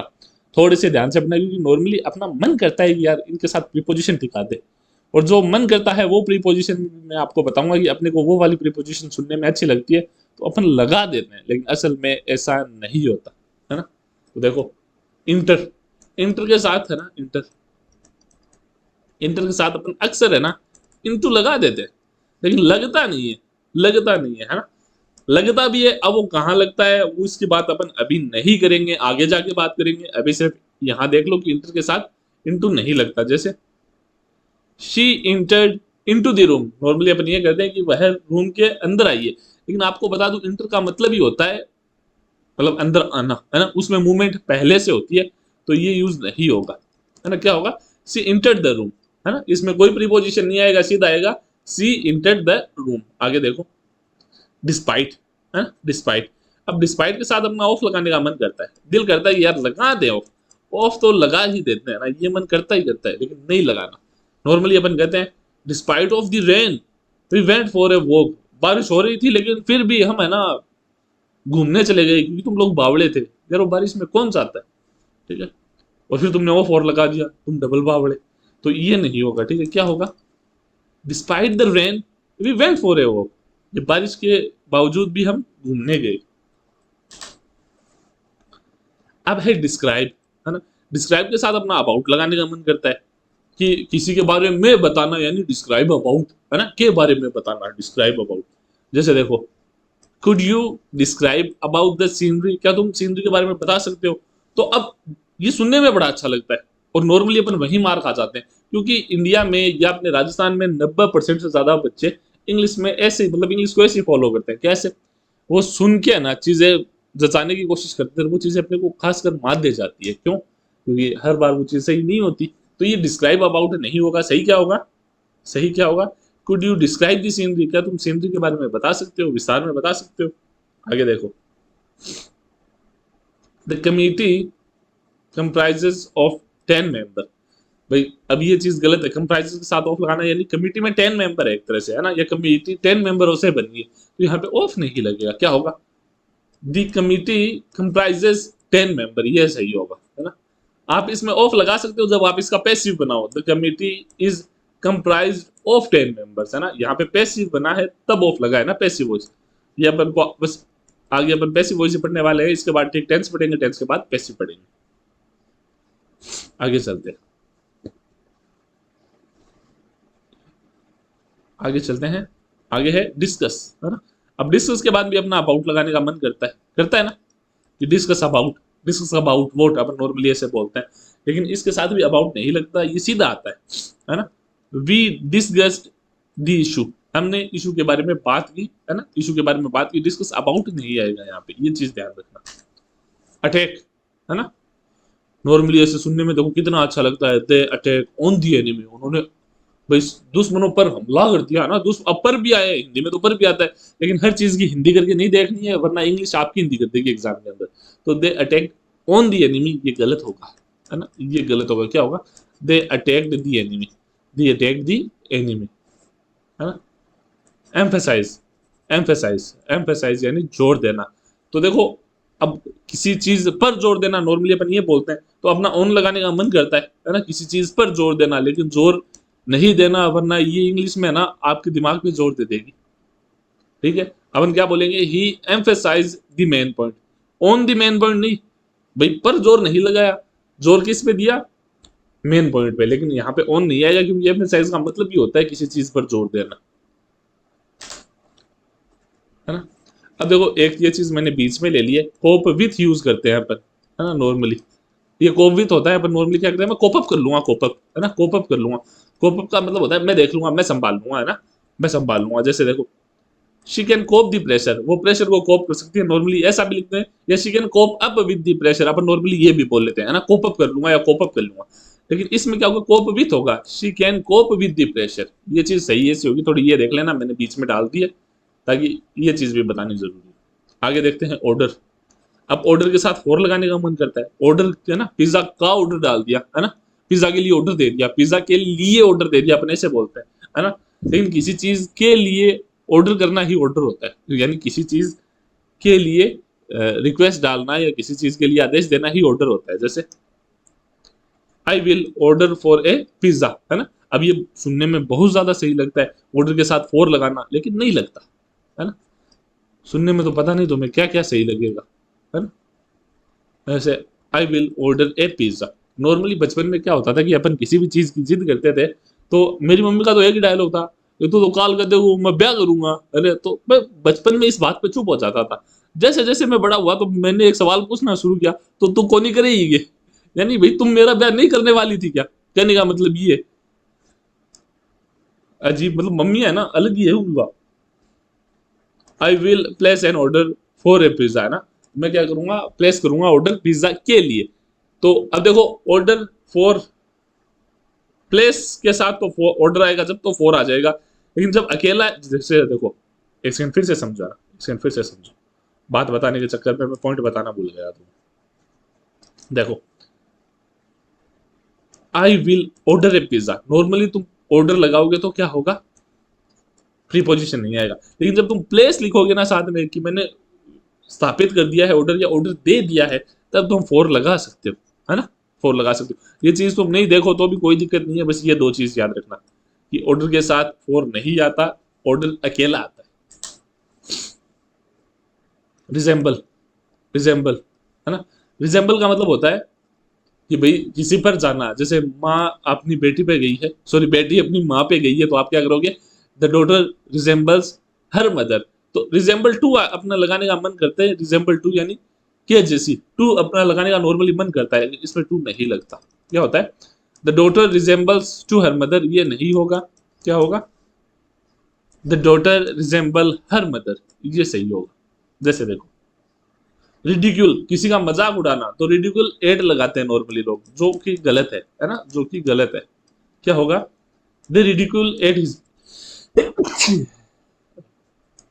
The ridicule at his mistake, ये गलत होता है। क्या होता है, द रिडिक्यूल हिज मिस्टेक, ये सही होगा। अपन पढ़ रहे हैं वर्ड विथ नो प्रीपोजिशन, तो ऐसे वर्ड अपन पढ़ रहे हैं जिसके साथ नॉर्मली लोग प्रीपोजिशन लगा देते हैं, जबकि असल में उनके साथ प्रीपोजिशन नहीं लगती।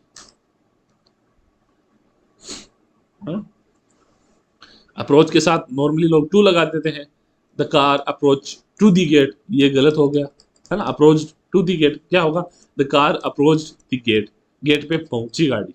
आगे चलते हैं, एडवाइस, एडवाइस के साथ भी टू लगाते हैं, आई एडवाइज टू हिम, है ना, study hard, I advise to him to study hard, जबकि ये गलत होता है।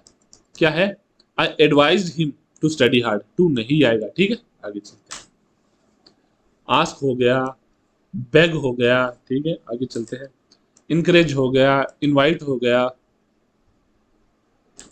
और टेल हो गया, है ना। इन सारों के साथ, है ना, इन सारों के साथ अपन टू लगाने का मन करते हैं, आस्क्ड टू, बेग टू, है ना, begged to, encourage to, invite to, told to, लेकिन इनके साथ टू नहीं लगता। अब बताओ इनके साथ टू क्यों नहीं लगता, कारण बताओ।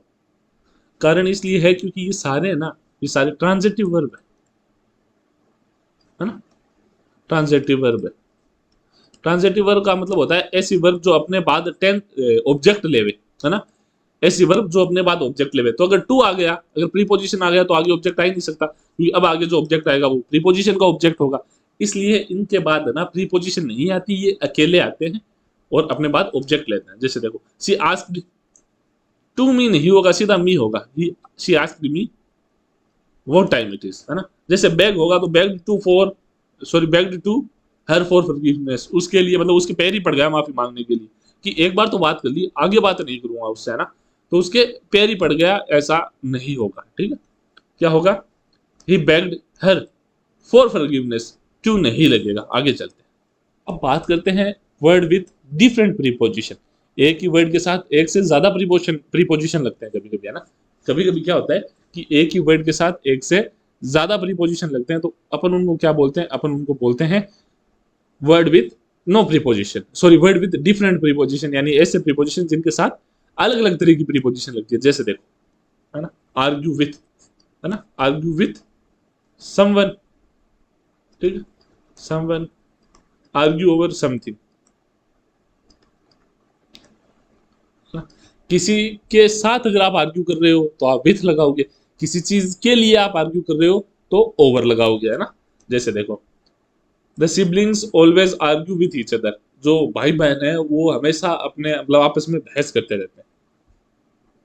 She had a long argument with the customer service representative, भाई जो कस्टमर केयर वाले हैं उनके साथ उसकी लंबी बहस चली, है ना। The politician often argue with journalist during press conference, जो पॉलिटिशियन था वो नॉर्मली ज्यादातर आर्ग्यू करता है जर्नलिस्ट के साथ प्रेस कॉन्फ्रेंस के दौरान।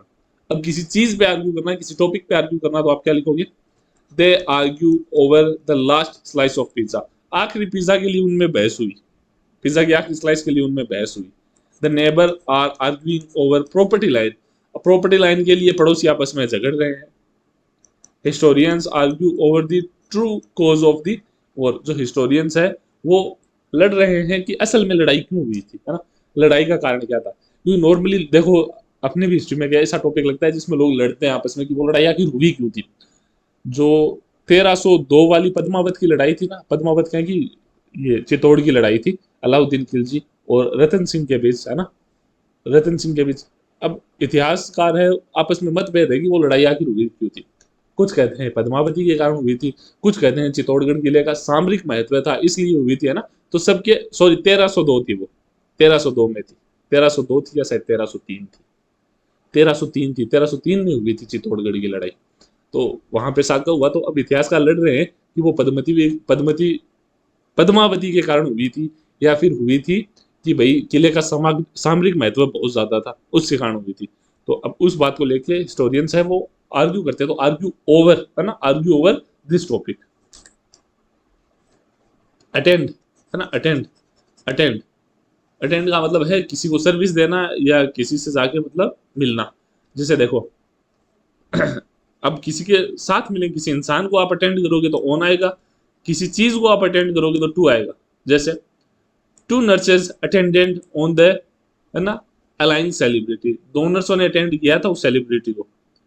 ट्रेडिशनली, है ना, page would attend, pages would attend on the noble women, noble women से को अटेंड करेंगे, है ना। The loyal dogs seem to attend on his owners every move, जो लॉयल डॉग है, जो भाई वफादार कुत्ते हैं, वो क्या करते हैं, अटेंड करते हैं अपने मालिक के हर एक मूव को। लेकिन अटेंड टू किसी चीज का मतलब किसी निर्जीव चीज के साथ, जैसे the machine will attend to your car shortly, जो मशीन है वो आपकी कार पर जल्द ध्यान देगी, आपकी कार को जल्द सर्विस देगी, है ना, attend to. I need to attend to these email, मुझे उन ईमेल को जल्दी से अटेंड करना पड़ेगा। जैसे कॉल अटेंड करते हैं, कॉल उठाते हैं अपन, उन ईमेल को जल्दी से अटेंड करना पड़ेगा बिफोर मीटिंग, मीटिंग से पहले पहले। Please attend to the instruction carefully, जो अपने इंस्ट्रक्शन है उनको केयरफुली अटेंड करें, है ना। तो किसी इंसान को अटेंड करने के लिए तो ऑन आएगा और किसी चीज को अटेंड करने के लिए टू आएगा। अपोलोजाइज यानी माफी मांगना, है ना, माफी मांगना, जिसका मतलब होता है अगर किसी इंसान को करोगे तो अपोलोजाइज टू ए पर्सन, किसी चीज के लिए करोगे तो अपोलोजाइज फॉर समथिंग। जैसे ही अपोलोजाइज्ड टू हिज सिस्टर, उसने अपनी बहन से माफी मांगी उसको बंदरिया बोलने के लिए, है ना। The company apologized to his customer, जो कंपनी थी उसने माफी मांगी अपने कस्टमरों से, है ना। We must apologize to them for this misunderstanding, हमें इस गलत फहमी के लिए उनसे माफी मांगनी चाहिए। तो किसी इंसान से मांगना टू आ जाएगा, किसी चीज से मांगना फोर आ जाएगा, किसी चीज के लिए माफी मांगना फोर आ जाएगा, है ना। जैसे she apologize for being late, उसने लेट आने के लिए माफी मांगी। They apologize for the inconvenience, जो असुविधा हुई उन्होंने उसके लिए माफी मांगी। I want to apologize for my harsh words, मैंने अपने जो रूड बिहेवियर है या जो गलत शब्द बोले उनके लिए मैं माफी मांगना चाहता हूँ। अप्लाई, ठीक है, किसी इंसान को आप अप्लाई कर रहे हो जॉब के लिए या किसी चीज के लिए तो टू आएगा। किसी इंसान को, किसी ऑर्गेनाइजेशन को, किसी कंपनी में अगर आप जॉब के लिए अप्लाई कर रहे हो तो टू आएगा। लेकिन अगर किसी जॉब के लिए अप्लाई कर रहे हो तो फोर आएगा, है ना, तो फोर आएगा। जैसे a post, a job, position, grant, किसी भी चीज के लिए कर रहे हो तो क्या आएगा, फोर आएगा। जैसे she will apply for the teaching vacancy, भाई सभी कर रहे हैं, हमने भी की हुई है तभी ये प्रीपोजिशन पढ़ रहे हैं, हम सब लोगों ने की हुई है। तो she will apply for the teaching vacancy, वो टीचिंग वैकेंसी के लिए अप्लाई करेगी। Did you apply for the internship, लेकिन अपन ने पहले वाले तो पढ़े नहीं, पहले ऊपर वाले पढ़ लेते हैं।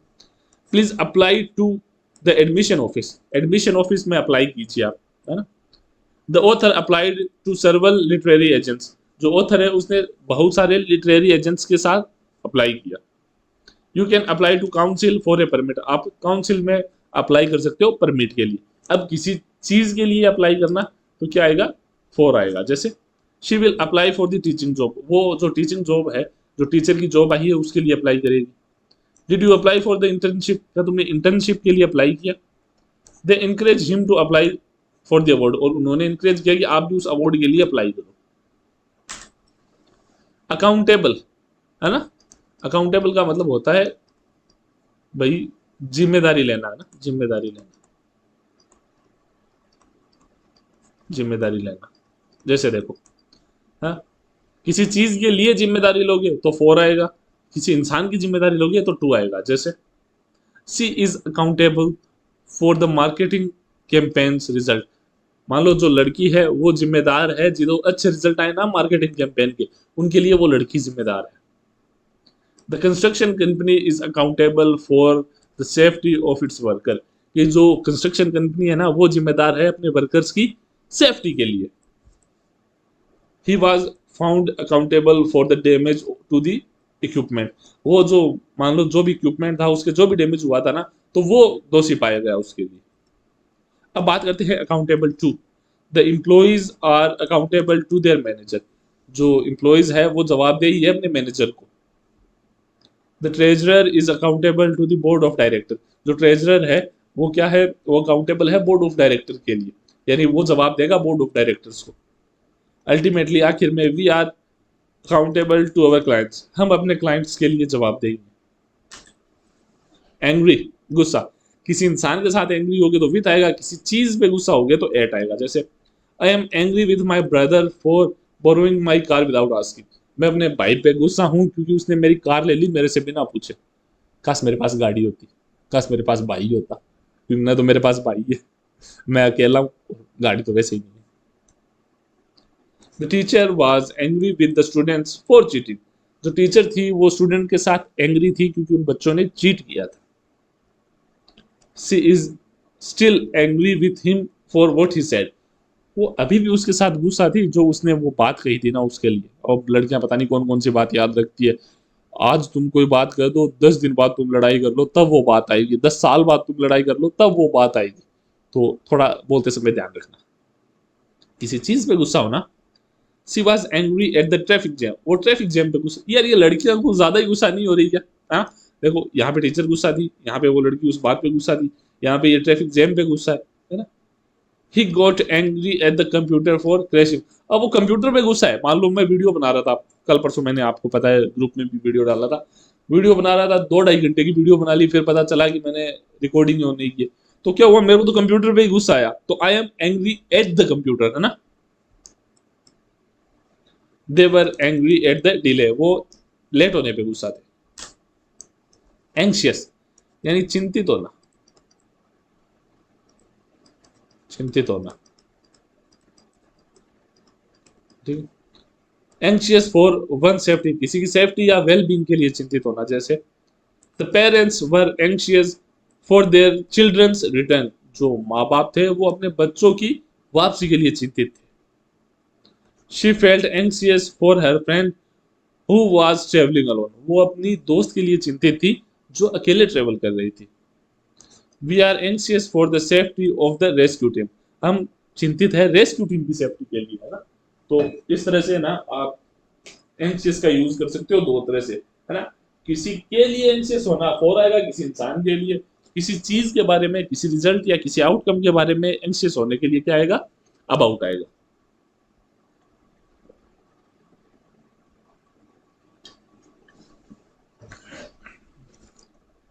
है ना। Anxious about. He was anxious about the exam result. वो एग्जाम के रिजल्ट के लिए चिंतित थी।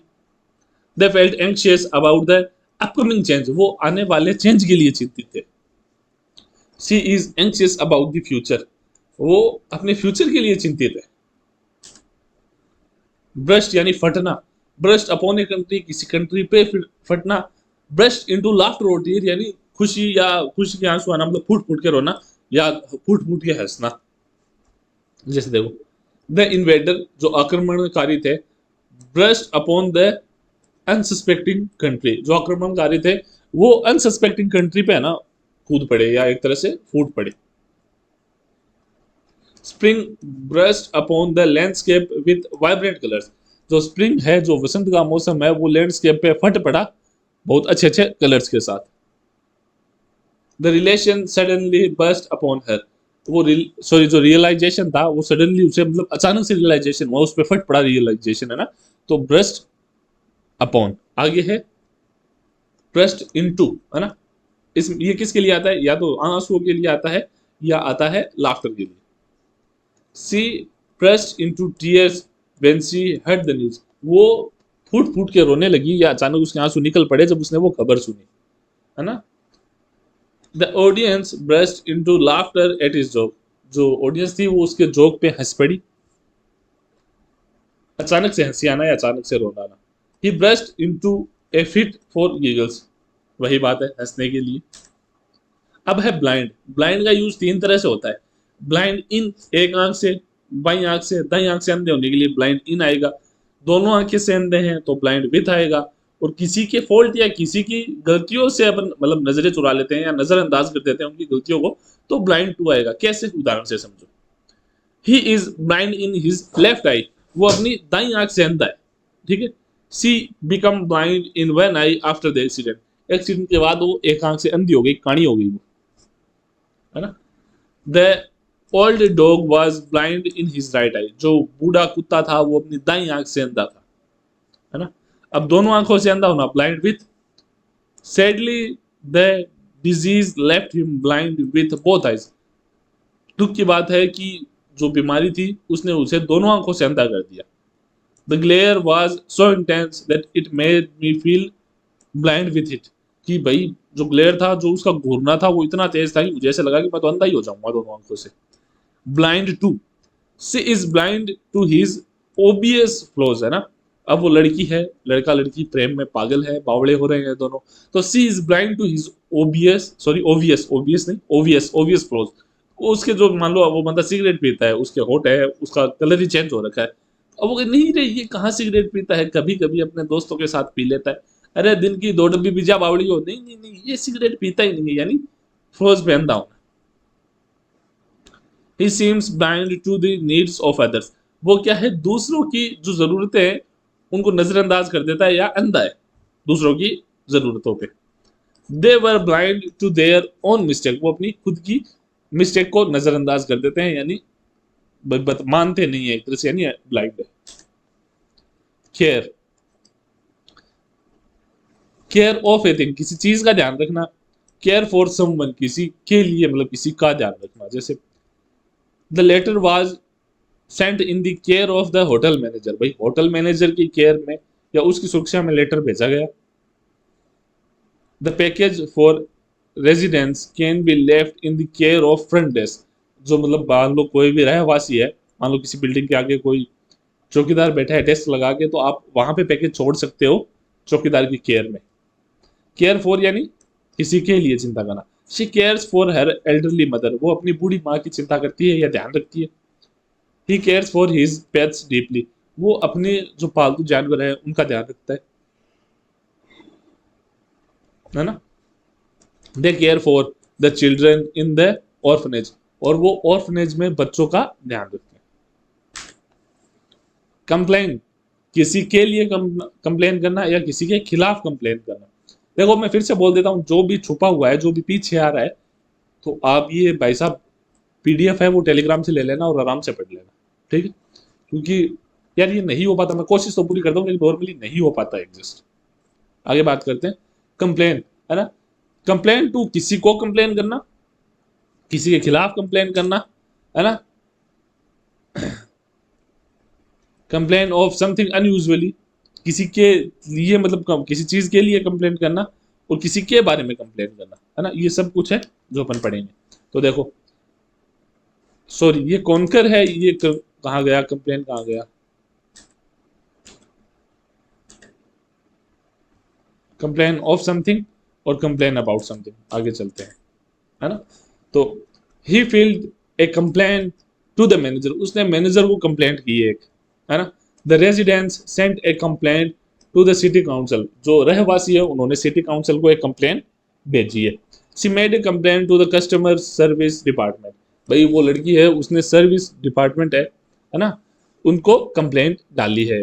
अगेंस्ट, किसी के खिलाफ कंप्लेंट करना। जैसे there were several complaints against the new employee, भाई नया जो काम करने वाला है उसके खिलाफ काफी कंप्लेंट्स है।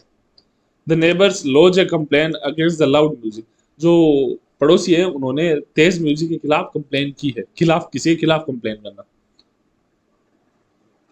the investigation followed a complaint against the officer, जो इन्वेस्टिगेशन है वो मतलब हुई है किसके बाद, कि भाई किसी ने जो ऑफिसर है उसके खिलाफ कंप्लेन कर दी।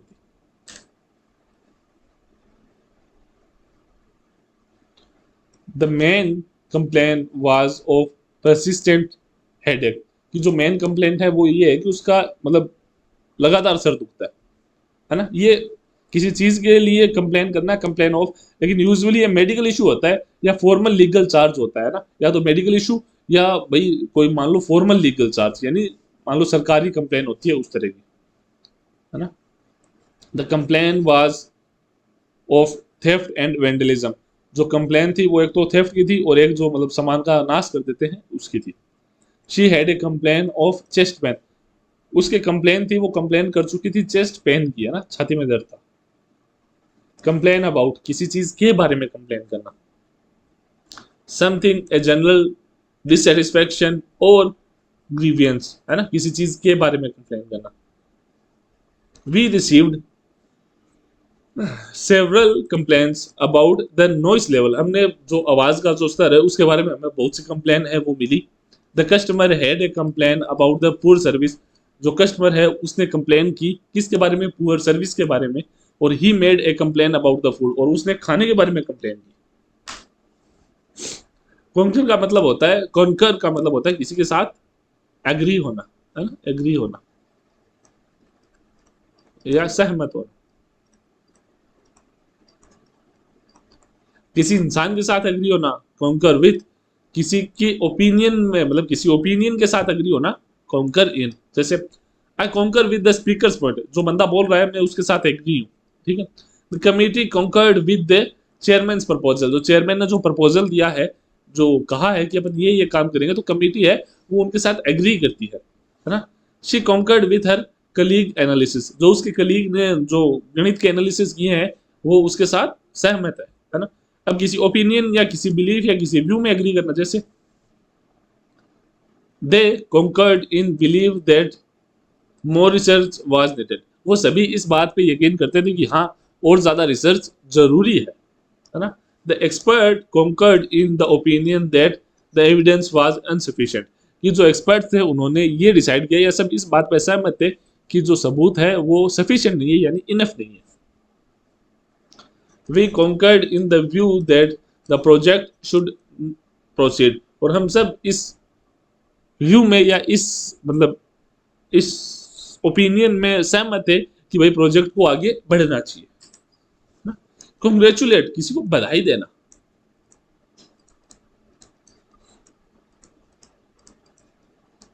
बधाई देना। तो कॉन्ग्रेचुलेट ए पर्सन, किसी इंसान को बधाई दोगे तो कॉन्ग्रेचुलेट ए पर्सन, सॉरी, है ना।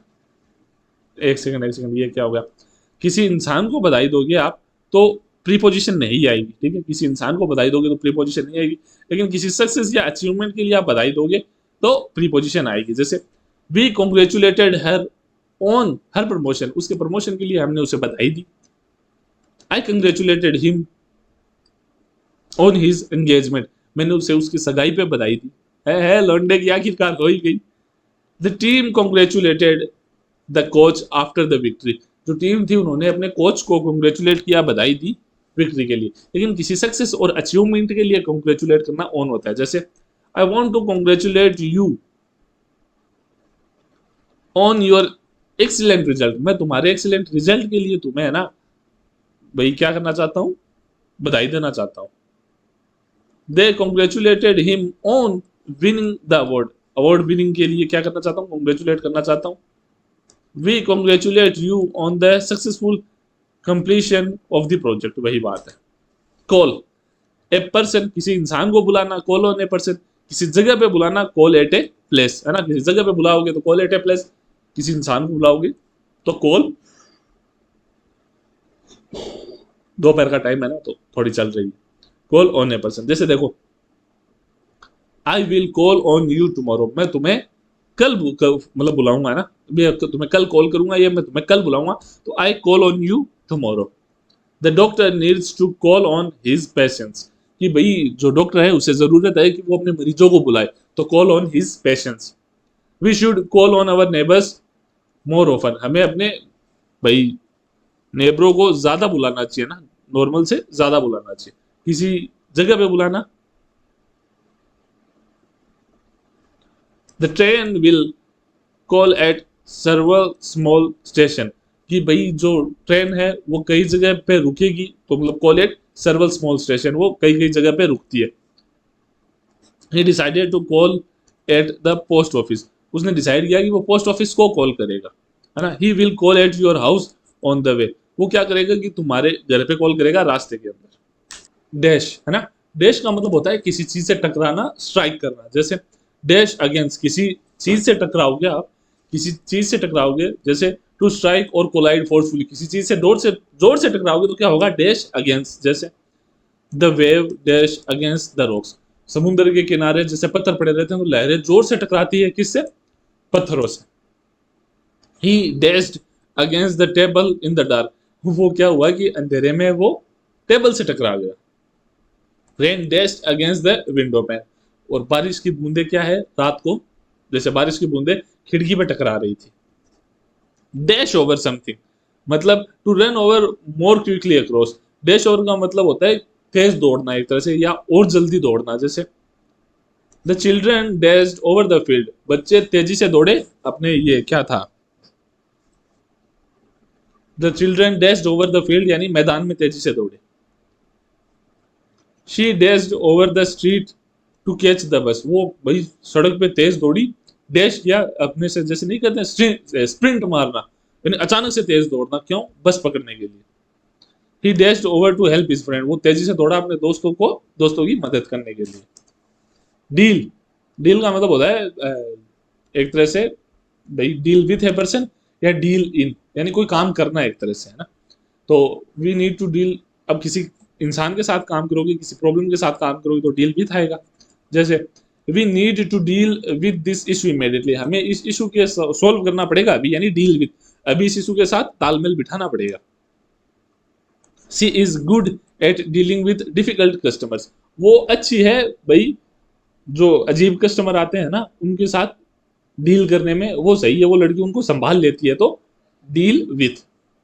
The government is trying to deal with the economic crisis, जो गवर्नमेंट है, जो आर्थिक क्राइसिस आ रखा है भारत पे, उसके साथ डील करने की कोशिश कर रही है। अब आएगा डील इन, है ना। डील इन, डील इन का मतलब होता है किसी चीज में काम करना, यानी मान लो कोई बंदा है वो ड्रग्स में काम करता है, कोई बंदा है वो टेक्सटाइल कपड़ों में काम करता है, तो डील इन आएगा। जैसे देखो the company deals in antique furniture, भाई कंपनी है वो जो बिजनेस करती है वो एंटीक फर्नीचर्स में करती है। फर्नीचर्स नहीं होगा, सिर्फ फर्नीचर होगा, फर्नीचर के साथ कभी एस नहीं आएगा ना। तो कंपनी है वो डील करती है एंटीक फर्नीचर में, है ना। He deals in stock and bonds, अब वो डील किस में करता है, स्टॉक एंड बॉन्ड्स में, यानी ट्रेडर है भाई। The deal in imported textile, वो इम्पोर्टेड कपड़ों में डील करता है, टेक्सटाइल। डाई, डाई का मतलब मरना होता है ना। तो किसी बीमारी से मरोगे तो डाई ऑफ, है ना। किसी चीज से मरोगे, जैसे मान लो कि ओवर ईटिंग हो गई बहुत ज्यादा खाने से, या किसी घाव से, या इस चीज से मरोगे तो डाई फ्रॉम, ठीक है। पॉइजन से मरोगे तो डाई फ्रॉम पॉइजन। अपनी कंट्री या किसी अपने विश्वास के लिए मरोगे तो डाई फॉर, है ना। और युद्ध में मरोगे, एक्सीडेंट में मरोगे, किसी जगह पे मरोगे तो डाई इन। अब जरा देख लेते हैं एक बार।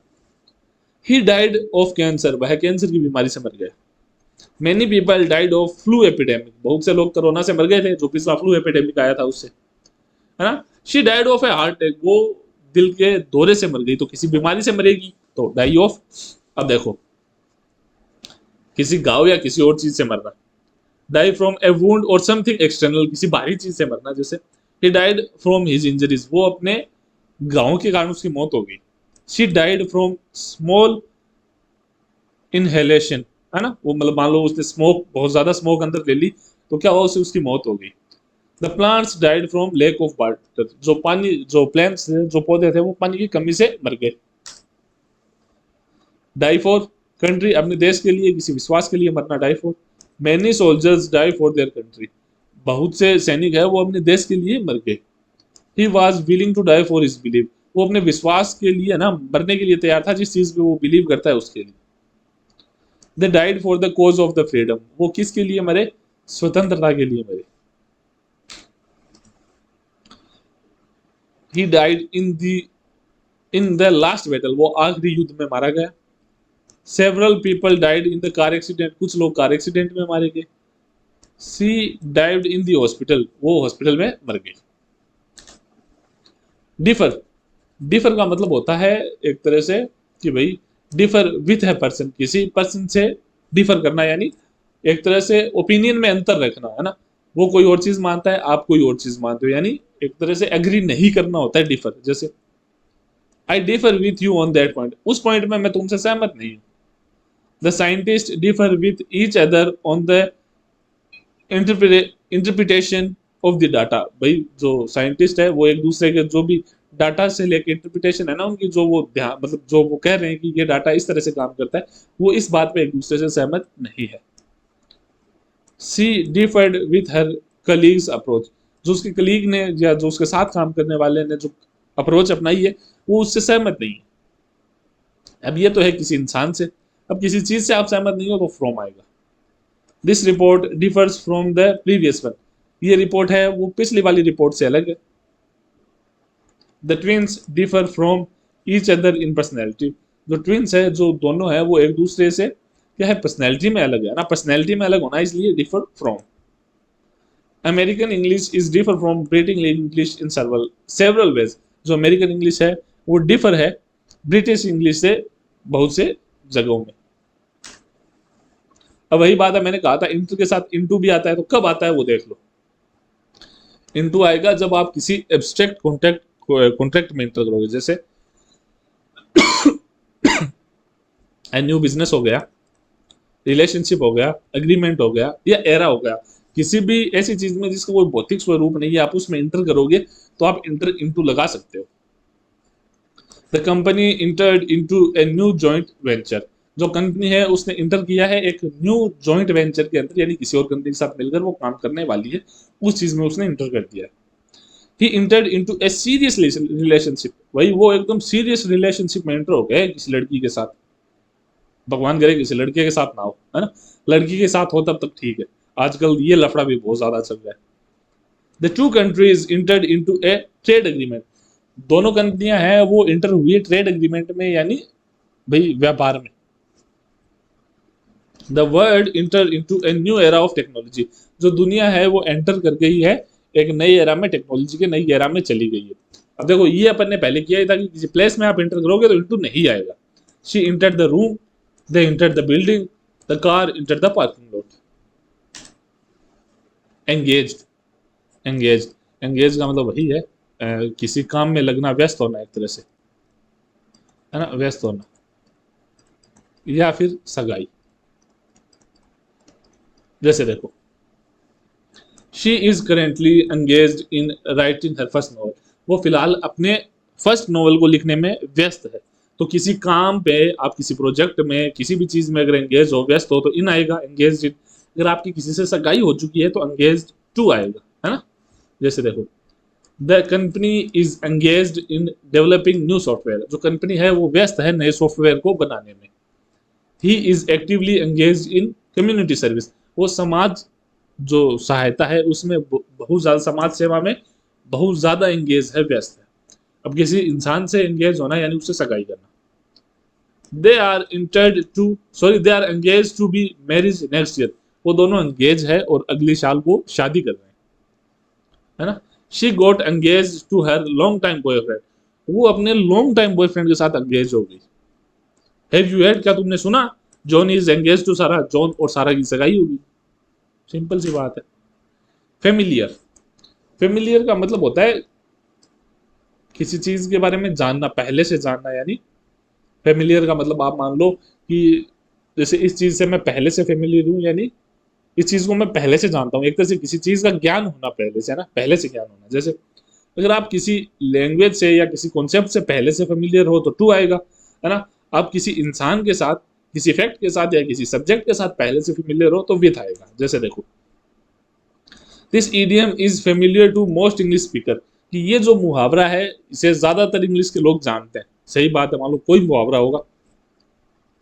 The principal of quantum physics are not familiar to the average person, average person है वो फेमिलियर नहीं होता, एवरेज पर्सन को ज्ञान नहीं होता किसका, क्वांटम फिजिक्स का। आप लोगों को भी नहीं है, मेरे को भी देला ही नहीं पता क्या होता है क्वांटम फिजिक्स। तो यही बात है कि हर किसी को क्वांटम फिजिक्स के बारे में नहीं पता।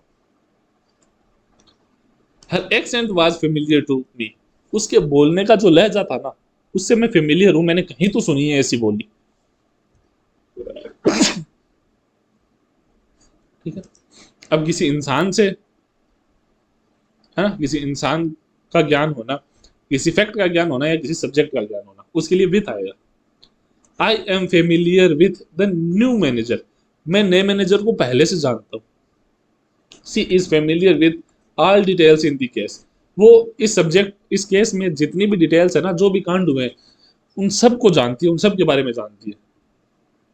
He is quite familiar with the modern art, वो मॉडर्न आर्ट के बारे में सब कुछ जानता है, फेमिलियर है। फॉल, है ना, फॉल, ये अपन ने पहले भी कर लिया था। मैंने, याद है, रजिया को गुंडों में फंसाया था। तो वो वही है कि अमंग, है ना, जब अमंग कब से आता है, जब दो या दो से ज्यादा के बीच में आप पढ़ते हो। लेकिन यहाँ पे अपन क्या पढ़ रहे हैं, फॉल पढ़ रहे हैं कि फेल के साथ अलग अलग कौन कौन सी प्रीपोजिशन आती है। तो फेल अमंग रोबर्स, रजिया गुंडों में फंस गई। The traveller fail among robbers on the deserted road, सुनसान रोड पे भाई जो व्यापारी था या जो राहगीर था, जो ट्रेवल था, वो गुंडों में फंस गया, है ना। किसी के प्यार में पड़ना मतलब सबसे भयंकर पड़ने वाला है इसमें, गोड्डार मुंह हाथ पकड़ से क्यों फूट जाए, है ना। Fall in love with a person, तो किसी इंसान के साथ अगर आप प्यार में पड़ोगे तो फॉल इन आएगा, है ना, फॉल इन लव विथ। जैसे she fell in love with him at the first sight, वो पहली नजर में उस लड़की को उससे प्यार हो गया, है ना। दूर से पता चल गया था ये सरकारी नौकर है ना। They fell in love with each other during their trip, वो क्या हो गया कि they fell in love with each other during their trip, की अपनी ट्रिप के दौरान उन दोनों को एक दूसरे से प्यार हो गया। तो जब प्यार में गिरने की बात आएगी तो फॉल इन लव विथ होगा। अपने दुश्मनों पे गिरना, जैसे the soldiers fell on the enemies with great force, जो भाई सैनिक थे वो अपने दुश्मनों पे पूरी ताकत के साथ टूट पड़े। The hungry crowd fell on the food, जो भूखी भीड़ थी वो खाने पे कूद पड़ी, टूट पड़ी। ग्रेटिट्यूड, ग्रेटिट्यूड का मतलब होता है आभार व्यक्त करना, है ना, आभार, किसी चीज के लिए आभार, किसी मतलब किसी उदारता के लिए, किसी अपॉर्चुनिटी के लिए अगर आप आभार व्यक्त करते हो तो आप फोर लगाते हो। I feel deep gratitude for your help, मैं तुम्हारे, जो तुमने मेरी हेल्प की है उसके लिए मैं अपना आभार व्यक्त करता हूँ। They express their gratitude for the generous donation, भाई उन्होंने, है ना, अपना आभार दिखाया कि किसके लिए, कि किसी बंदे ने मान लो बहुत बड़ा अमाउंट डोनेशन किया था तो उसलिए। We have gratitude for the opportunities we been given, और हम हैं वो क्या है, हम आभार व्यक्त करते हैं जो अपॉर्चुनिटीज या जो भाई जो अपॉर्चुनिटीज हमें दी गई है उनके लिए। ग्रेटिट्यूड, ग्रेटिट्यूड होता है ग्रेटिट्यूड टू ए पर्सन, किसी इंसान को अगर आप आभार व्यक्त करोगे तो क्या आएगा, टू आएगा, किसी पर्सन या मतलब मान लो लोगों को। वी ओड ए डेब्ट to gratitude to all the volunteers, कि भाई हम है वो अपना आभार व्यक्त करते हैं, या हम मतलब एक डेब्ट ऑफ ग्रेटिट्यूड है ना, हम मतलब तुम्हारे, जो तुमने जो काम किया है उसके नीचे दब चुके हैं, उसके आभार के नीचे दब चुके हैं, हम इतना आभार व्यक्त करते हैं। वॉलंटियर यानी जो बंदे खुद से समाज सेवा के लिए काम करते हैं। She expressed her gratitude to her parents for their support, उसने अपना आभार व्यक्त किया अपने माता पिता को उनके सपोर्ट के लिए। My gratitude to you in is immense, मेरा ग्रेटिट्यूड तुम लोगों के लिए बहुत ज्यादा बड़ा है। जंप, किसी ऑफर पे, किसी अपॉर्चुनिटी पे जंप करना होता है जंप एट, है ना। और किसी मतलब कंक्लूजन पे या किसी मान लो फैसले पे आना होता है जंप टू, है ना। जैसे he jumped at the chance to travel abroad, जैसे ही, है ना, बाहर जाने का उसे मौका मिला, कैसे, विदेश घूमने का मौका मिला, तो वो उस अपॉर्चुनिटी पे कूद पड़ा, तो jump at. They jumped at the opportunity to invest in the company, और वो जब कंपनी में इन्वेस्ट करने की बात आई तो वो भी उस मौके से चूके नहीं, वो कूद पड़े उस मौके पे। आगे देखो, किसी फैसले पे कूद पड़ना मतलब जल्दीबाजी कर देना किसी चीज का फैसला करने के लिए, तो वहां होता है जंप टू। जैसे don't jump to conclusion without the facts, किसी चीज के तथ्य जाने बिना किसी फैसले पे मत पहुंचो। She jumped to the conclusion that he was angry, है ना। She jumped to the conclusion that he was angry, भाई उस लड़की ने ये फैसला किया सामने वाले को देख के कि हाँ ये तो गुस्सा है। लीड, लीन, लीव, थोड़े ही हो रहे, ज्यादा टाइम नहीं लगेगा, मेरे को पता है 2 घंटे के पार पहुंच चुकी है क्लास, बस थोड़े से हो रहे हैं। लीड, लीड का मतलब होता है जैसे किसी स्थान की ओर ले जाना, कैसे समझो, लीड टू, है ना, किसी स्थान की ओर ले जाना, कहाँ, किसी प्लेस पे ले जाना। जैसे जाती है, मान लो कोई रोड जाती है, कोई रोड, मान लो ये रोड जयपुर जाती है, तो this road leads to Jaipur, तो ये रोड जयपुर जाती है ना, इस तरह से। Some place, a result, a situation, कैसे देखो, the road will lead to the beach, ये रोड तुम्हें बीच तक ले जाएगी। Poor decision can lead to a negative consequences, कि पुअर डिसीजन है, बुरे फैसले हैं, वो तुम्हें कहाँ ले जाएंगे, नकारात्मक परिणामों की ओर ले जाएंगे। The investigation led to the discovery of new evidence, जो इन्वेस्टिगेशन है ना, वो ले गई हमें कहाँ पे, डिस्कवरी ऑफ न्यू एविडेंस, नए सबूत मतलब खोज लिए अपन ने। लीड इनटू होता है भाई किसी रूम के अंदर जाना, किसी डिस्कशन में जाना, या किसी स्थिति में जाना, किसी व्यवस्था में जाना। जैसे देखो, the hallway Leeds into the main living area, कि भाई जो हॉलवे है वो खत्म कहाँ होता है, मेन लिविंग एरिया में, यानी ये हॉलवे कहाँ तक जाता है, मेन लिविंग एरिया में, मतलब उसके अंदर जाके खत्म हो जाता है, उससे आगे नहीं जाता। The question led into a length discussion, जो क्वेश्चन थे वो कहाँ ले गए हमें, एक बहुत ही बड़े डिस्कशन में, लेंथ डिस्कशन में। The bad news lead into A state of despair, वो बुरी खबर है, उसने हमको डाल दिया किस में, दुख की स्टेट में, दुख की स्थिति में। लीन, लीन यानी होता है किसी चीज से झुक के खड़ा होना, मैंने बताया भी था। लीन अगेंस्ट यानी किसी चीज के खिलाफ टच होके खड़ा होना। A wall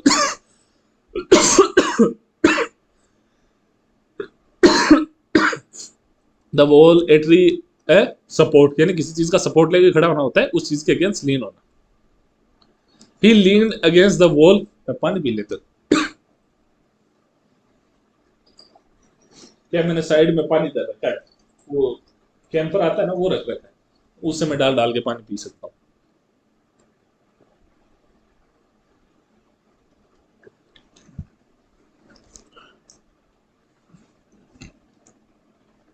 She leaned against the old oak tree for support. He leaned against the wall, वो मतलब दीवार का सहारा लेके खड़ा हुआ। Tired after long walk, जब वो थक गया था लंबी दूरी चल के। She leaned against the old oak tree for support. वो जो ओक ट्री था पुराना, उसके सहारे लग के खड़ी हुई सपोर्ट के लिए। हाँ, लीन अगेंस्ट हो गया। अब लीन ऑन होता है किसी चीज के सपोर्ट के लिए ना, टू सपोर्ट या हेल्प के लिए। During difficult times it important to have people you can lean on, यानी किसी इंसान पे आप सपोर्ट के लिए निर्भर होते हो ना, तब लीन ऑन आता है ना। तो क्या होगा, during difficult times, during difficult time it is important to have people you can lean to, कि मुश्किल समय में ऐसे लोग होने जरूरी हैं जिस पे आप निर्भर कर सको। He lean on his friends for emotional support, वो अपने दोस्तों पे निर्भर करता है इमोशनल सपोर्ट के लिए। लीन टू, लीन करना किसी सर्टेन ओपिनियन, यानी अगर आप जैसे किसी खास ओपिनियन है, आपका कोई खास व्यू है, व्यू पॉइंट है, आप उसकी तरफ ज्यादा झुकते हो, तो क्या होता है, lean to. The evidence seem to lean to the story that it was an accident, भाई जो एविडेंस है वो किस तरफ झुक रहा है, वो उस स्टोरी की तरफ झुक रहा है कि ये बता रहा है, ये एविडेंस, ये सबूत बताते हैं कि ये एक एक्सीडेंट था। His political view lean to the left, उसके पॉलिटिकल व्यू है वो लेफ्ट विंग की तरफ झुकते हैं, है ना। लिव, लिव के साथ भी दो प्रीपोजिशन आती है, एक आती है फॉर, एक आती है बाई। बाई, है ना, किसी पर्पस के लिए जीना, किसी आइडिया के लिए जीना आता है लिव फॉर, और बाई सिंसियर लेबर या किसी सेट ऑफ प्रिंसिपल के हिसाब से जीना आता है लिव बाई। जैसे she lives for her children, वो अपने बच्चों के लिए जीती है। He lives for his art, वो अपनी कला के लिए जीता है। They live for marketing a different in this world, they live for making a difference in this world, वो जीते हैं इस दुनिया में बदलाव लाने के लिए। लिव बाय, लिव बाय का मतलब होता है मतलब किसी चीज के द्वारा जीना। जैसे he lives by honest work, वो भाई ऑनेस्ट काम करके अपनी जिंदगी निकालता है ना। They live by A strict moral code, वो जीते हैं एक स्ट्रिक्ट मॉरल कोड पे। अब लिव ऑन का मतलब होता है खाने पे जीना, किसी रिसोर्सेज पे जीना। जैसे they live on a simple diet of rice and beans, वो क्या खाते हैं कि भाई या तो बीन्स यानी क्या बोलते हैं बीजों पे या चावलों पे, जैसे होता है ना राजमा चावल वगैरह, और होते हैं राजमा वगैरह तो बीन्स हो गए, और राइस यानी चावल पे, तो वो उनकी सिंपल डाइट पे जीते हैं, वो चावल और वो बीन्स वगैरह खाते हैं। They started hikers had to live the standard hikers had to live on berries and nut, कि भाई जो हाइकर्स होते हैं, जो पर्वतारोही होते हैं, उनको जीना पड़ता है बेरीज पे और नट्स पे। Live with in, live with in का मतलब होता है किसी की मतलब हैसियत के अंदर जीना। जैसे it is important to live within your means to avoid डेब्ट, कि जितने भाई यही बात है कि जरूरी है कि जितना आप कमाते हो उसी के अंदर जियो, ताकि आपके सर पर पैसे ना हो, आपके उधार ना चढ़े। The struggle to live within their limited income, भाई वो स्ट्रगल करते हैं अपनी लिमिटेड इनकम के अंदर जीना। पार्ट, पार्ट का मतलब होता है अलग होना,